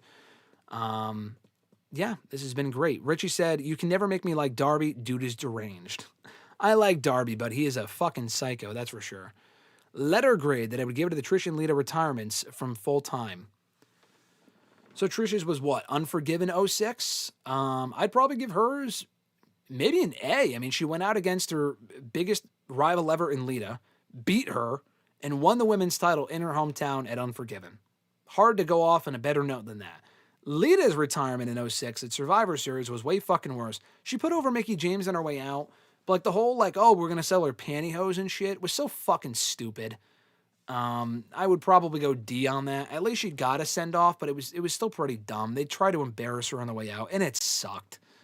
So I'd probably go D on that. Is Becky working the ref for a future angle? I would love to see that because I know Jessica Carr can wrestle, not amazingly well, but she does have history as a wrestler, so I'd actually have no issue with the Becky-Jessica Carr one-off match, to be honest with you. Do I think that's where they're going with it? No. Do I like to see it as a one-off match on Raw? Yes. Johnny said we set a YouTube record. I don't know what record we set, but if you say so, I'll take it. I feel like we've gone this long before. We've done streams that were over 3 hours, so this is not a record in that way, but coming back strong, though, I really appreciate it, guys. Thank you so much for getting back on the horse with me for today's hashtag AskGSM. Want to shout out again the channel members: Alexis, Miss Maud Matthews, Dillon, DiGiacomo, Mrs. Renee, DJ Swerve1 at Swerve1 on IG, RJ Marceau at RJ_Marceau on X, John Ritland right here on YouTube. Real Honesty with John Ritland. Richie as well, he's here in the chat. Red Planet Wrestling on YouTube, and Average Grunt at gruntwrestling.bluesky.social on Blue Sky. Thank you to those fine channel members. If you sign up to become a channel member, $5 a month gets you a badge next to your name. You see it right next to Richie's name there. Get a WrestleRant badge next to your name. Unlock access to emojis here in the live chats. Top billing on hashtag AskGSM and WrestleRant Radio. Shout outs at the beginning and end of every single live stream we do here on the channel. Also, early and ad-free access to certain videos here in the channel, and so much more. So more information on that down below in the description box. Be sure to like this video, subscribe, hit that notification bell to be notified every single time we go live here on the channel and upload new content. Typically, we are live for hashtag AskGSM around noon on Tuesdays, and we will be live around noon on Thursday as well, confirmed with Mr. Marceau. We'll be back on Thursday talking Survivor Series, Raw, TNA, and a whole lot more WrestleMania plans coming up on Thursday around noon Eastern Time for WrestleRant Radio. If you want to send in a question to this show, you can do so by tweeting me on the Twitter machine at WrestleRant with the hashtag AskGSM. Find me on Facebook as well, facebook.com/Graham.GSM.Matthews. Be sure to drop a comment on the post I usually put up on Tuesday nights, or rather Monday nights, if not on the wall itself. And last but certainly not least, drop your question down below in the comment section on this very video. I'll include your question in next week's installment. All right, guys, have an awesome rest of your week. Enjoy the Christmas kickoff here. I will be dressing up for Christmas on most, if not all, streams for the rest of the month, so you have that to look forward to. And yeah, if you guys are around on Thursday for an only WrestleRant Radio, myself and Mr. Marceau, back at it on Thursday, talking Survivor Series and so much more. Richie saying, W stream, W chat, as always, later, everyone. Thank you, Richie. Always appreciate the support. Thank you for joining us. Always great to hear from you. Great to see you, brother, and great to see the rest of your you as well. Johnny, Fernando, Eric earlier, Alexis, Nick, Lindsay, whole bunch of other people, Nathaniel, Freshfly, Abu Sika, among others. Great to see you all, and everyone else I forgot the name as well. I apologize, but we'll be back on Thursday, so if you can join us then, please do so. Until then, guys, have a very Merry Christmas and holiday season. We'll catch you right back here on Thursday afternoon. Until then, I'm GSM Matthews. I'll catch your ass down the road.